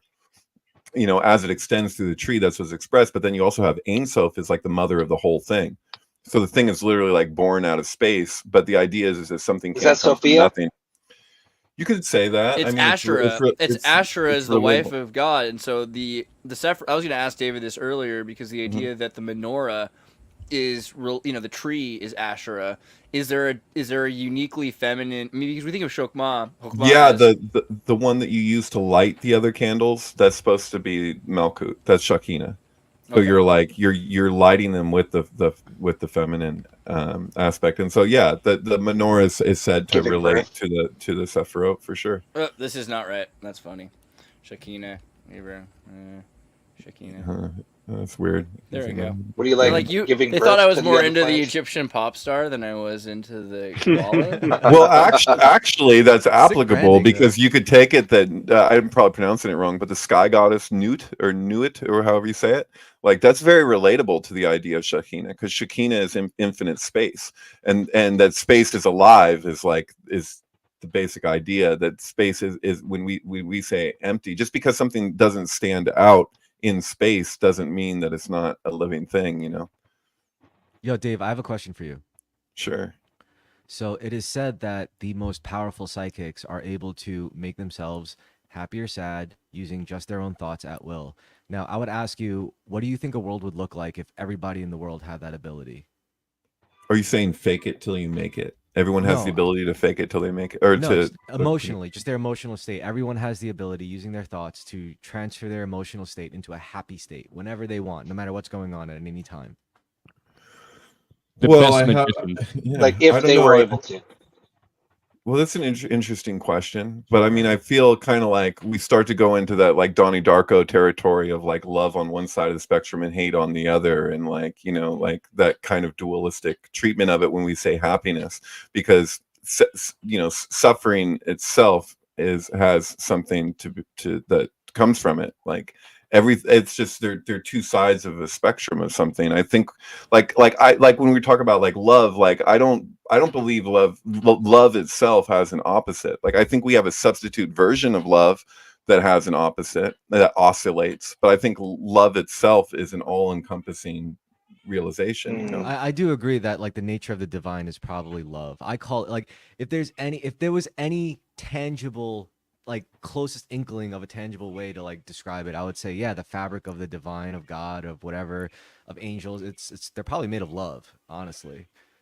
Because like, yeah, that to me is the most potent form of creation, you know, like even as like a standard like run-of-the-mill bedroom music producer. I mean, I hope I'm more than that now, but back when I was, at least for sure, I would always say like the most potent drive for me to do this is love, or even with like something as like martial arts practice. You know, I do that out of love. I don't do it out of like hate or like trying to like prove myself in a spiteful way. I do these things because I like doing it. That's, you know, to me like a form of unconditional love where you're willing to like sacrifice freely for it. These are forces of the universe, though, that coexist. Like we can tap into love, we can tap into hate, and we can use these things to make products or to produce results. And you know, we don't really know what product is the best one, or which way to go, what is right and wrong, of course. So we guess, and that's pretty much what you do. I mean, you say love is the source of all creation, but I mean, it's all things, it's everything, like the love and hate, because it exists in reality. So it's to say it wasn't there at the start of it all. This is why I Right. say like Well, love, yeah. These Yeah, are to different embody than unconditional hormones, because I love. feel like, and this is reductionist, but you could take ecstasy or some weird drugs and feel happy, like while still Right. having a miserable time, and you know. Oxytocin can be artificially induced. right, but it goes one way but not the other. Like you know, love conquers hate, but hate does not actually conquer love. Like it's the nature of the thing. That's why it's love. If you're speaking ultimately, like in the true like enlightenment sense, you're talking about something that's transcendent of that duality. And we have this tendency, Right. because the substitute is very convincing. And so that's what we go through in our relationships when we have to come to terms with, I thought, what is love? Baby, don't hurt me. I mean, look, I can't experience this directly, but some of the most convincing statements that I've heard from people who claim they've experienced something that they don't call it this necessarily, but this sounds to me like unconditional love. Like when I felt that. When I hear near-death experiences, like I went down like a huge rabbit hole, like just watching interviews of people who've had like various near-death experiences, like. And they some of them, you know, have like eerily similar experiences, but a lot of times it's like that feeling of like everything's just fucking great, you know, like everything is exactly as it should be. Yeah, no, I totally understand, of course, but I think this is outside of the realm of suffering. Like these things literally transcend reality. Love is a force outside of the totality of all things, but within reality. Love and hate are two forces that are constantly going back and forth, suppressing each other. Love doesn't actually vanquish hate, hate just comes right back up. It's like a hydra, just like love is also a hydra that multiplies their memes basically. And so the memes keep coming back and forth. But as a transcendental force, then of course I have to agree that the totality of all things is made by love. Yeah.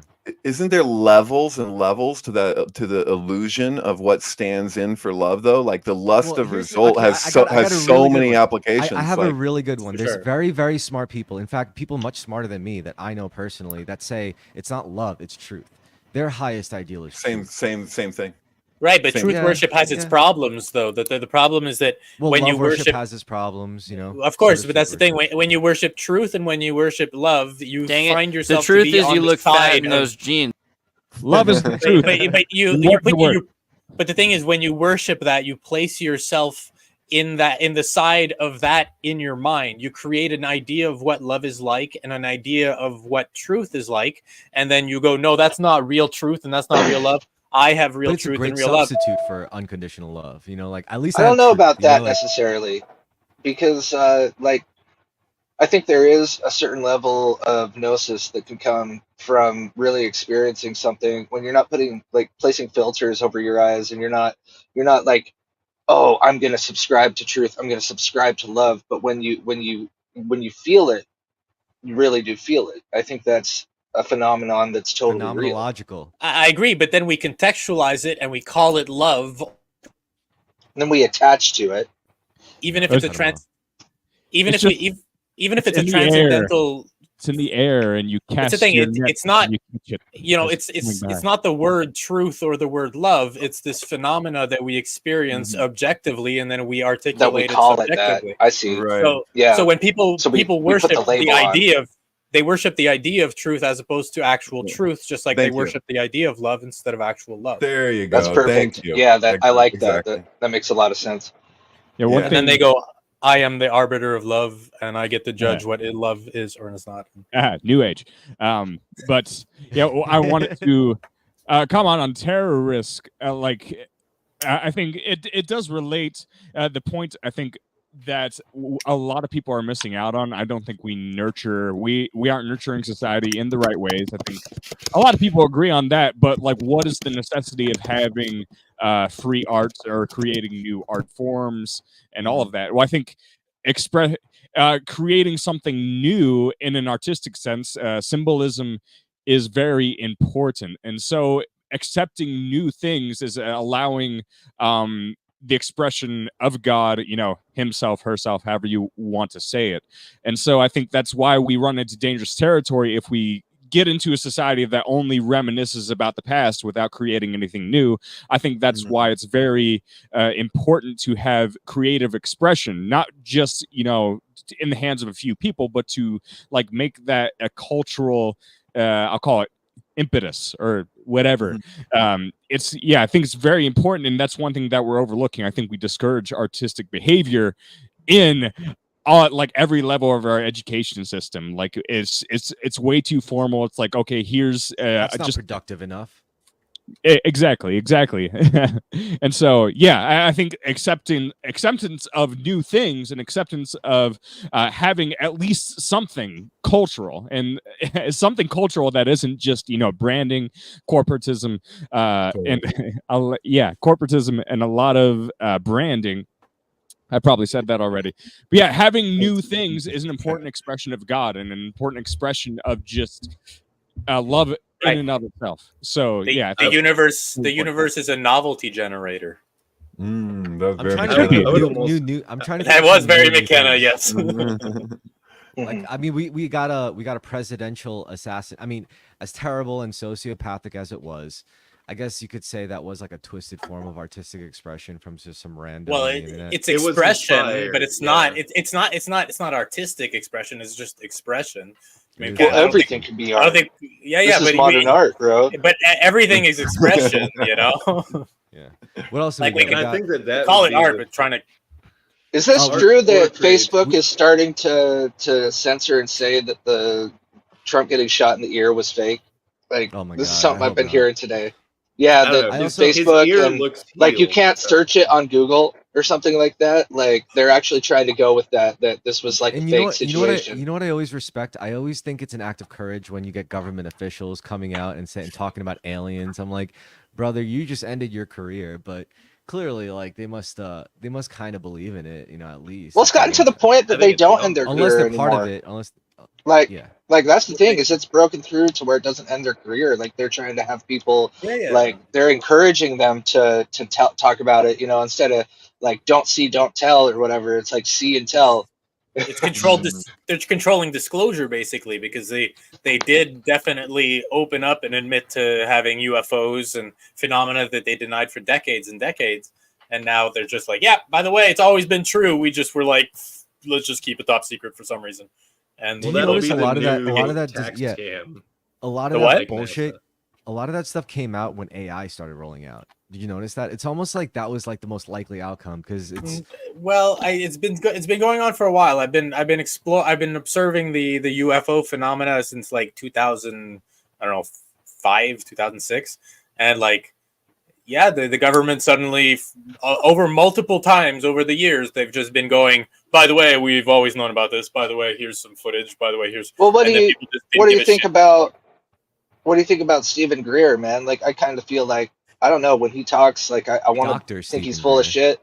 Yeah, I want to think he's full of shit, but at the same time, he seems to have like he's got it on lock better than most, man. Like I think that really these people, they're inquiring into it because nobody will tell them. I think it really is Right. compartmentalized where Well, you have to watch out for controlled opposition. You know, like these might very well be agents that are there to disclose certain information in a certain way sure. and create a certain perspective. And I mean, literally, the entire government is working on information control. So why wouldn't they put agents like that out there for misinformation and for information control? It makes That's no the sense thing. for them not to do it. You just said it. It's true. It's true. It's like it's this thing of like I'm like here's a theoretical for you guys. Just suppose like we're looking at a very what I perceive as a very dualistic election, like just about every election where you're like you got the Muppet on the right and the Muppet on the left, and I'll just put it out there to you. It's suppose there was a candidate that had like a very well articulated and well thought out plan for how to kind of attack or go after the corporate capture of our agencies. So like when we talk about that rotating door, about how somebody will be put in a position to regulate companies after they've already been CEOs of these very companies. It was like, like even like just beyond corporations, which might well be the same thing. It's like when Obama appointed the president of the New York branch of the Federal Reserve to be the Secretary of Treasury, and you can look at the dates where it goes, here's the date the one ended, and it's the same day that the other one began, like that kind of shit. Like, what would corporate media, corporate sponsored, state sanctioned media do if such a person was gaining any traction? Do you think? I think that they would come out with every bit of ridiculous ass smearing, anything that they could find to go after that person with. So just, I'm just putting that out there that, as things move forward, if anybody has a heart attack too, the CIA developed a heart attack gun in the 1970s that they passed around the room, and it's all on film, like that kind of shit. I'm just saying when you're treating it, and I'm trying to get information from the media that is itself corporate sponsored, am I going to get an accurate explanation of what's happening with no? What that tells me is what we need to do is we need to have people that all share the ideas at the same time, so that it's an entire movement of people that are trying to figure out how to interact with this together. And so there needs to be like a coordinated sort of effort, so where we don't put everything all in one person's lap, like, oh, Trump's gonna save us all, it's all Trump, like Trump's gonna do everything, like that kind of idea. We need to get away from that, right? And we need to be able to like share the responsibility together. I always say, and I'm just gonna throw this out there, that if I was emperor and tomorrow I could come up with the plan that everybody's in on the plan, we're doing the plan. This is my plan, is that back in 2011, they took away the law that you couldn't do propaganda. So what we do is everybody all marches down to the capitals all on the same day, and we just say, no, you're not doing that anymore. Like, there is no more fake news. Fake news is not any more legal, okay? Like, we all fold our arms and just stand there and stomp our feet at the same time and stomp our feet until they say, okay, I guess we're going to go back to the way things were before 2011. Like, okay, cool. Like, we're going to do that because I we tried. give them no tried choice. Yeah, no, it doesn't work. They just put them in jail. If we could just, I don't know, if we could just do that one thing, man. Look, if you find a way that really truly disturbs the system, you end off in a black bag. That's just how it with goes. the caveat with the caveat that you just acted like what before 2011 things were cool. Did you just say that? What? No. Like the fake No, I'm not saying that it was He's cool talking back about when then. propaganda but- was made illegal in such a way that hadn't existed before. There was something passed in maybe do like a 2011. church, maybe do like a They church took committee away- hearings review. Look into the church to where committee it was hearings and literally- look into how Mockingbird works. Because no, So yeah. it was a lot. It's It's always been messed up, but they literally made it so it was All right, legal first of to propagandize the citizens of the United States of America. Like, I'll No, send what you we're guys all talking the about- link. what we're It's talking about literally is a going to bill. take- what we're talking about is going to take more than just like some public display of protest. It's going to take stuff that like I can't say on the internet. You know, it's going to take things that you don't really want to do on another human being, but you might have to. Like, It's gonna take Hawaiian shirts and AR-15s. Are you talking about did you just talk about Dianetics auditing? You can do that. That's okay. Have you all ever been hooked up to an e-meter before? I think we all have. I think we were comfortable to talk about it. They hooked up my balls and tortured me. Yeah. Yeah. Sounds like free zone squirrels from Russia. Anyway, the NSA hearings. I think we should at some point. Everyone knows about this. Do we all know about this? In the 70s, everyone was talking about Watergate. Watergate's really not that interesting. It's just a distraction. It's an empty hand. While we ignore what was going on with the NSA hearings for the church committee hearing. And they found out what was really going on. They had the craziest Mission Impossible witnesses, these anonymous secret agents who had to wear fake masks and these weird voice changers to do their testimonies.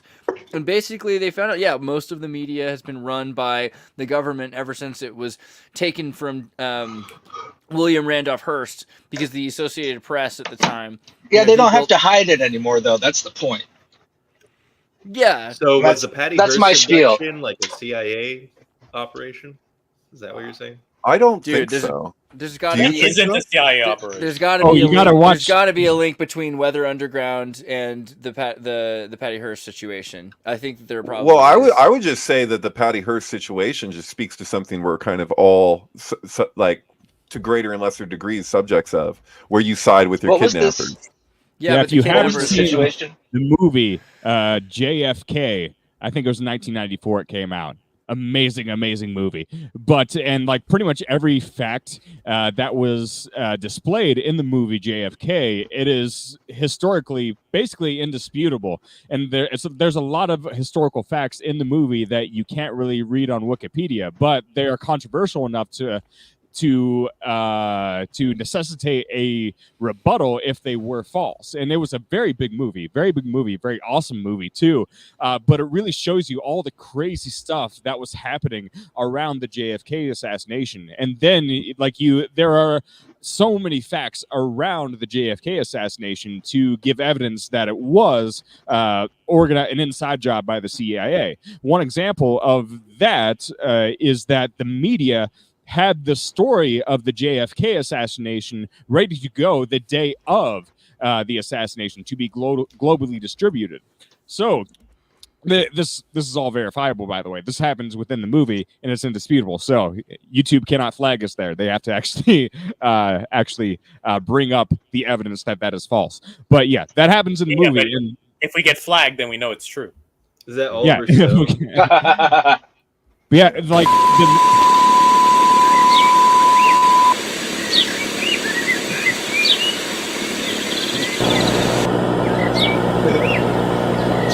I love this guy. This is Fever Dream AI. Rest in peace, Shibbity man. toilet. You served us Oh, well, the dark Mr. side. We're a happy family. In the shower. With a great big hug. Take a shower with me. It's Did shower with his daughter. say you Like showers. to That's Creepy. scary. What's up, Aiden? Good to see you. How's it? That Thanks freaked me out. for showing that. Nice. That was the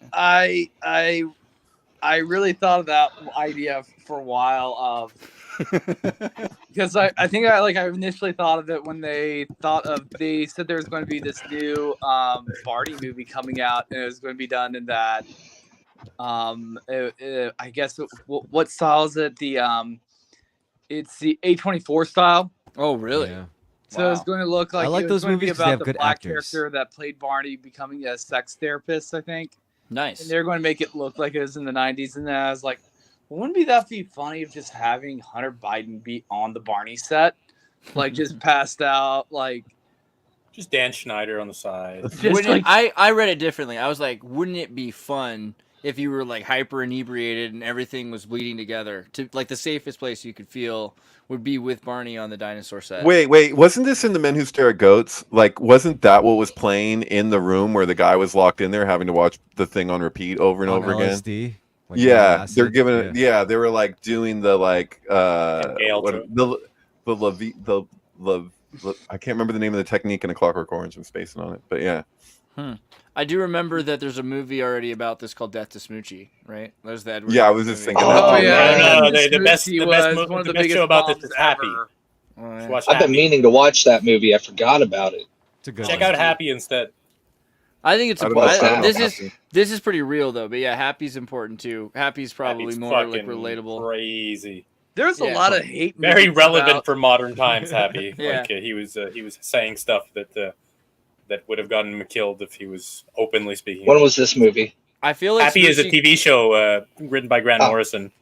It's about a cop who goes a cop with PTSD who has a near-death experience that basically unlocks his his pineal gland, and he can start seeing imaginary creatures. So he sees his daughter's imaginary creature, and with this creature, he's able to go rescue his daughter that That's incredible. Yeah. Sorry, but by the way, it leads into He even kind of looks like Hunter Biden if you think about it. You know? it leans into the entire corruption system of human trafficking, and links back to Epstein in great. a lot of ways. And it's I wanted to say earlier, you just reminded me that also when I was talking about Jack McCloud, is that Jack, where I got that was my imaginary friend when I was a little kid. So Jack actually was my imaginary friend, and then also got put into my bear. I had a stuffed bear.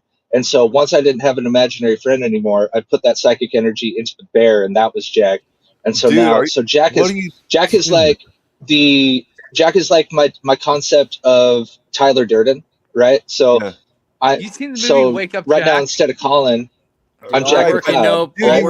Play makes Jack a dull boy. Yeah, well, yeah, exactly, because the freaking bears in The Shining, dude. There's a lot of Jacks. There's a lot of Jacks, and so that's where and there's One-Eyed Jack was this terrible creature that my brother told me about called the One-Eyed Jack, and he said he was in the attic, right? And so in order to get away from that fear, I externalized that into a friend.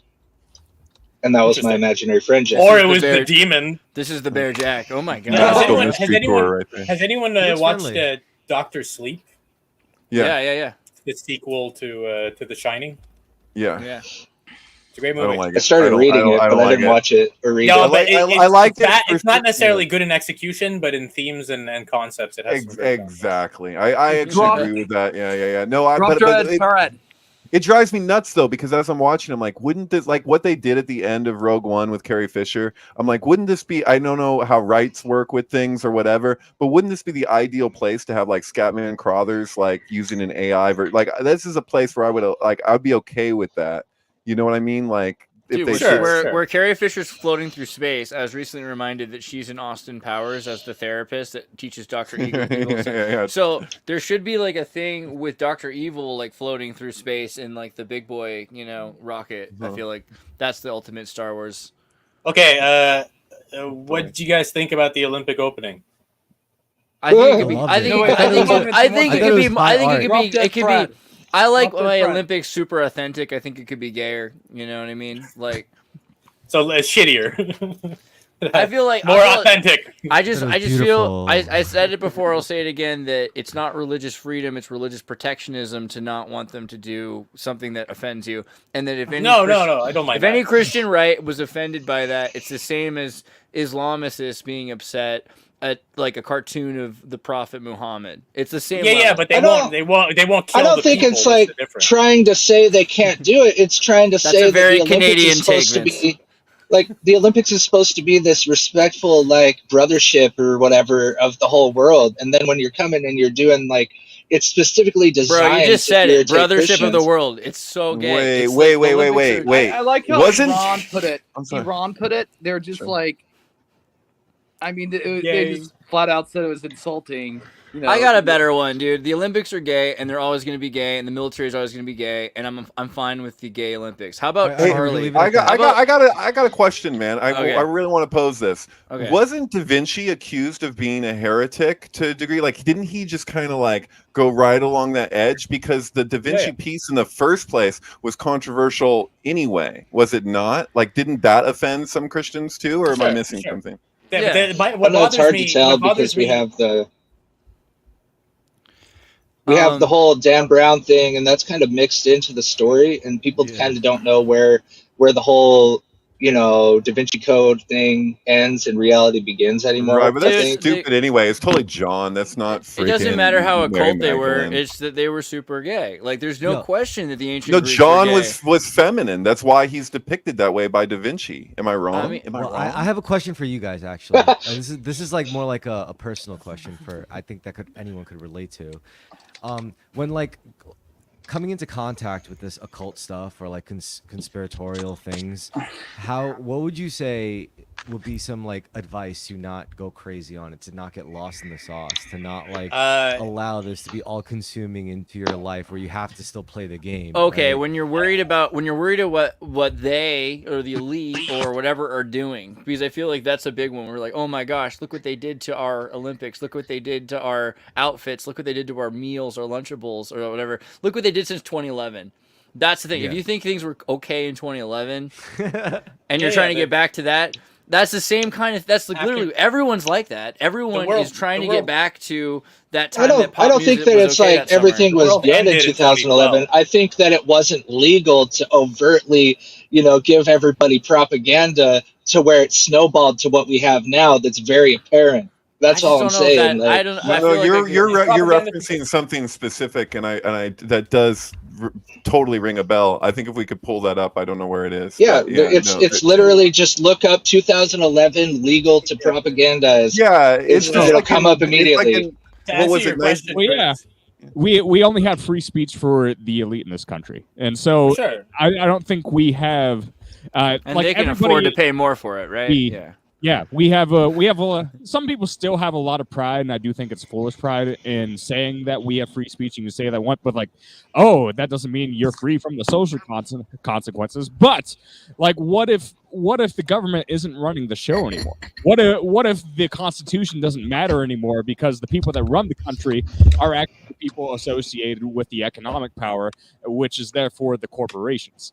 So if the corporations are the ones that are in control, then like the Constitution does not matter. You do not have rights, and so we do not. If the only just to confirm, it's not true, Jack. He did not sign that. This is from some Facebook meme that happened in 2000 whatever.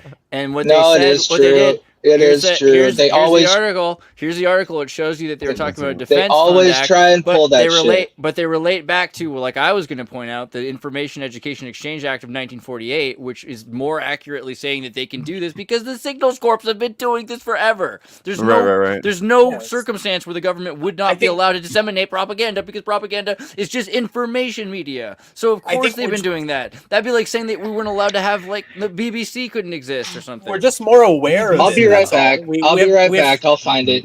We have technology that makes us more aware than ever, and there's no golden period where things were okay. Like Chris, to answer your question, Chris, I think that people who are getting into conspiracy theory and like aliens and mysticism and all these things, they have to become aware of controlled opposition and they have to know.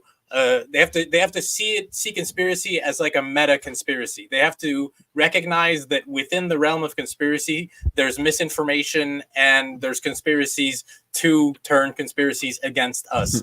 So you have to be able to get the third story to back out from everything instead of just taking the reactionary piece that controlled opposition tells you. Like, we probably don't just listen to Alex Jones. We probably all believe a lot of not true things. I mean, and that's kind of. I just threw the link. The link. Absorb information. The link. Hold belief. Okay. The link is in the chat. Yeah.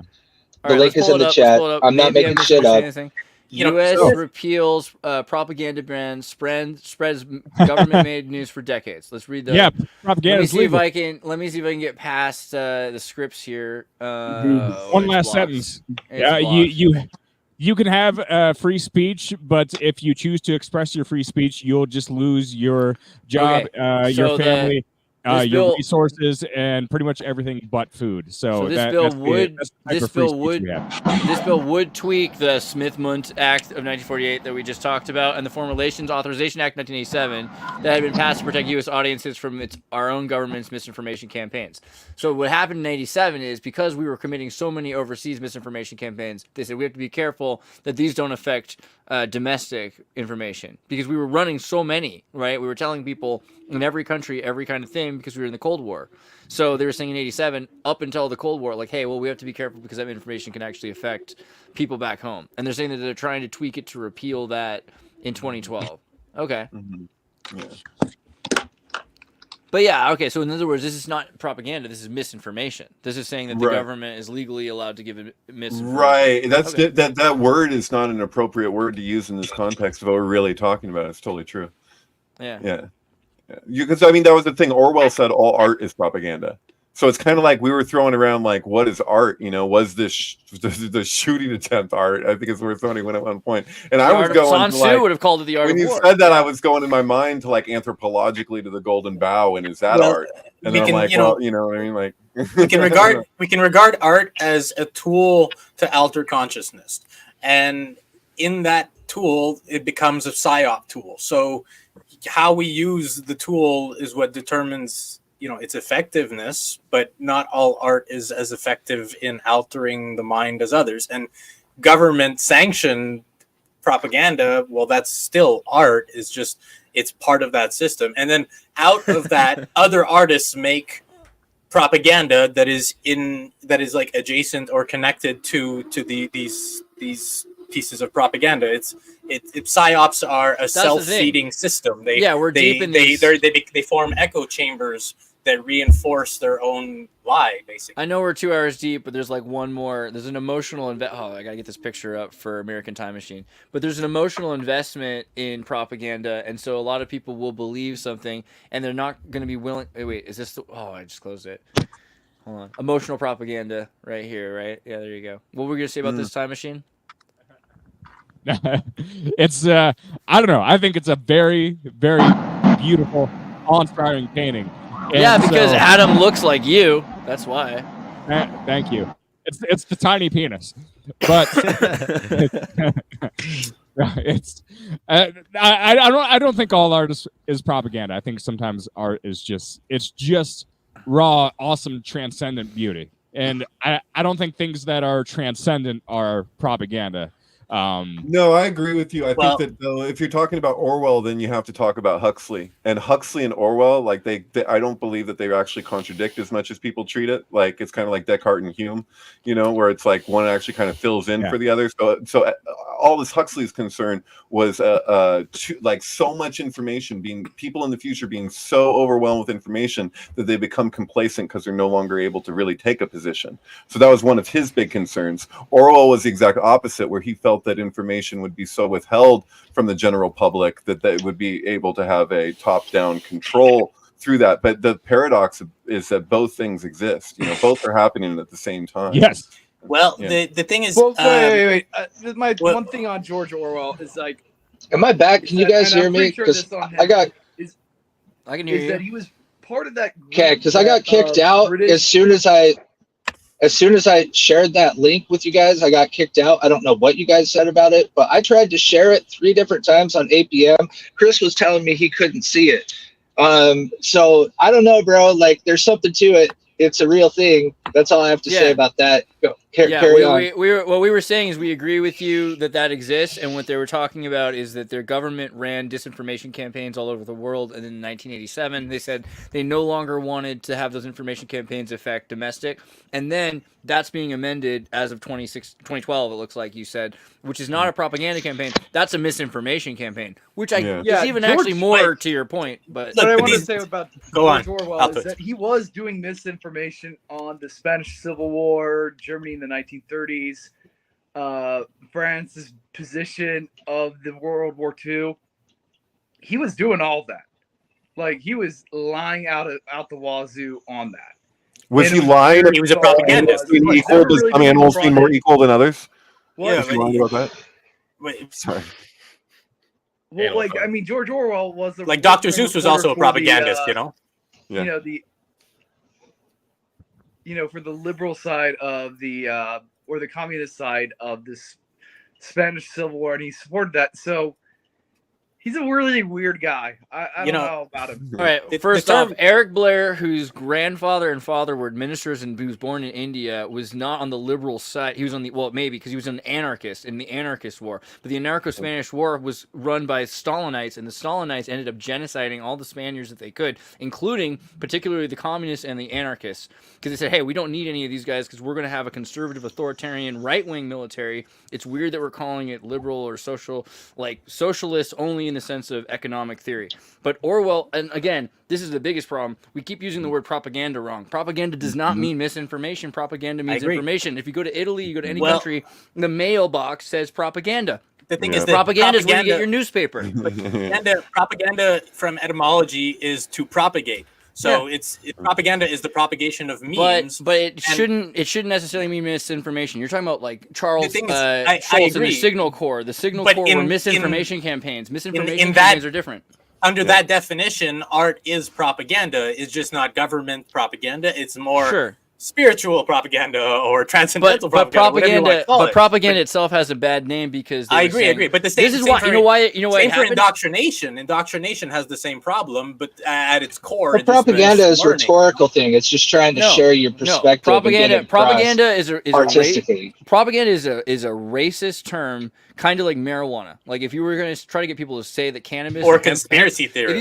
If you thought German beekeepers were bad because they had hemp and it wasn't working, you say marijuana makes Mexicans into cannibals. Okay, so this is exactly the same thing with the word propaganda, because you get a newspaper from another country and it says, hey, this newspaper doesn't say the same thing as my newspaper. In fact, it says we're the bad guys. Well, that newspaper's propaganda. Don't you know all propaganda is a lie and that we're telling you the truth?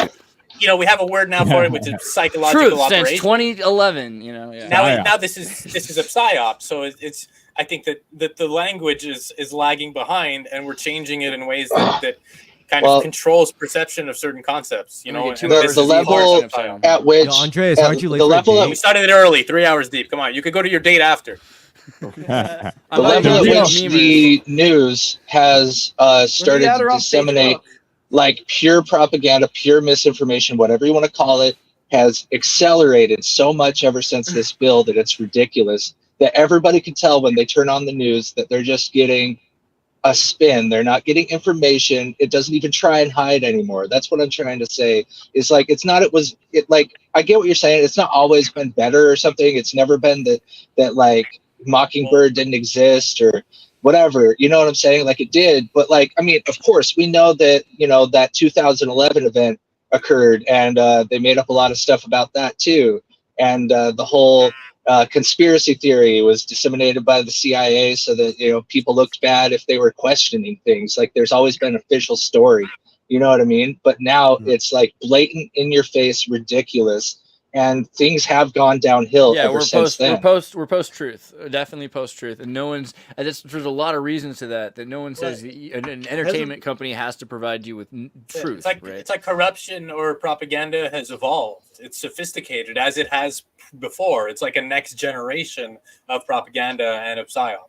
And right now, I don't like, know with if the it's computer- evolved. I think that it's come apart at the seams. Like before, they used to be able to get everybody to believe the same things, and The thing is there's a that now- splintering off now now that the everybody just looks we at have it the- and they're we have like, information "This is overload now. obvious." I don't know, Jack. Yeah. That might be specialization. So you might get certain people to laugh at certain laugh tracks, and other people to like karate kick at certain laugh tracks. You know. I guess so. Yeah, sure. I don't There's know. always I, been an I, agenda. I find being a conspiracy theorist, which I've been since basically 2001 for the most part, because I didn't believe that when I saw Right. that, like the day of, And I Oh, mean, we I need a believed it Patriot happened. I Act believed Billy suddenly. fell, but it was immediate where I was like, you got to be kidding me, But the reason why I feel so positive is because I find that a lot of the bigger conspiracy rabbit holes that I go down, and I've gone down in my life, I come to these places where I can see there's like these points where they just barely got through it by the skin of their teeth, like the people who were involved in those conspiracies, and that Right. gives me like a sense of optimism. And so also like just like to speak to the question that was posed earlier, like I like to try and remind myself as best I can to my actual sphere of influence.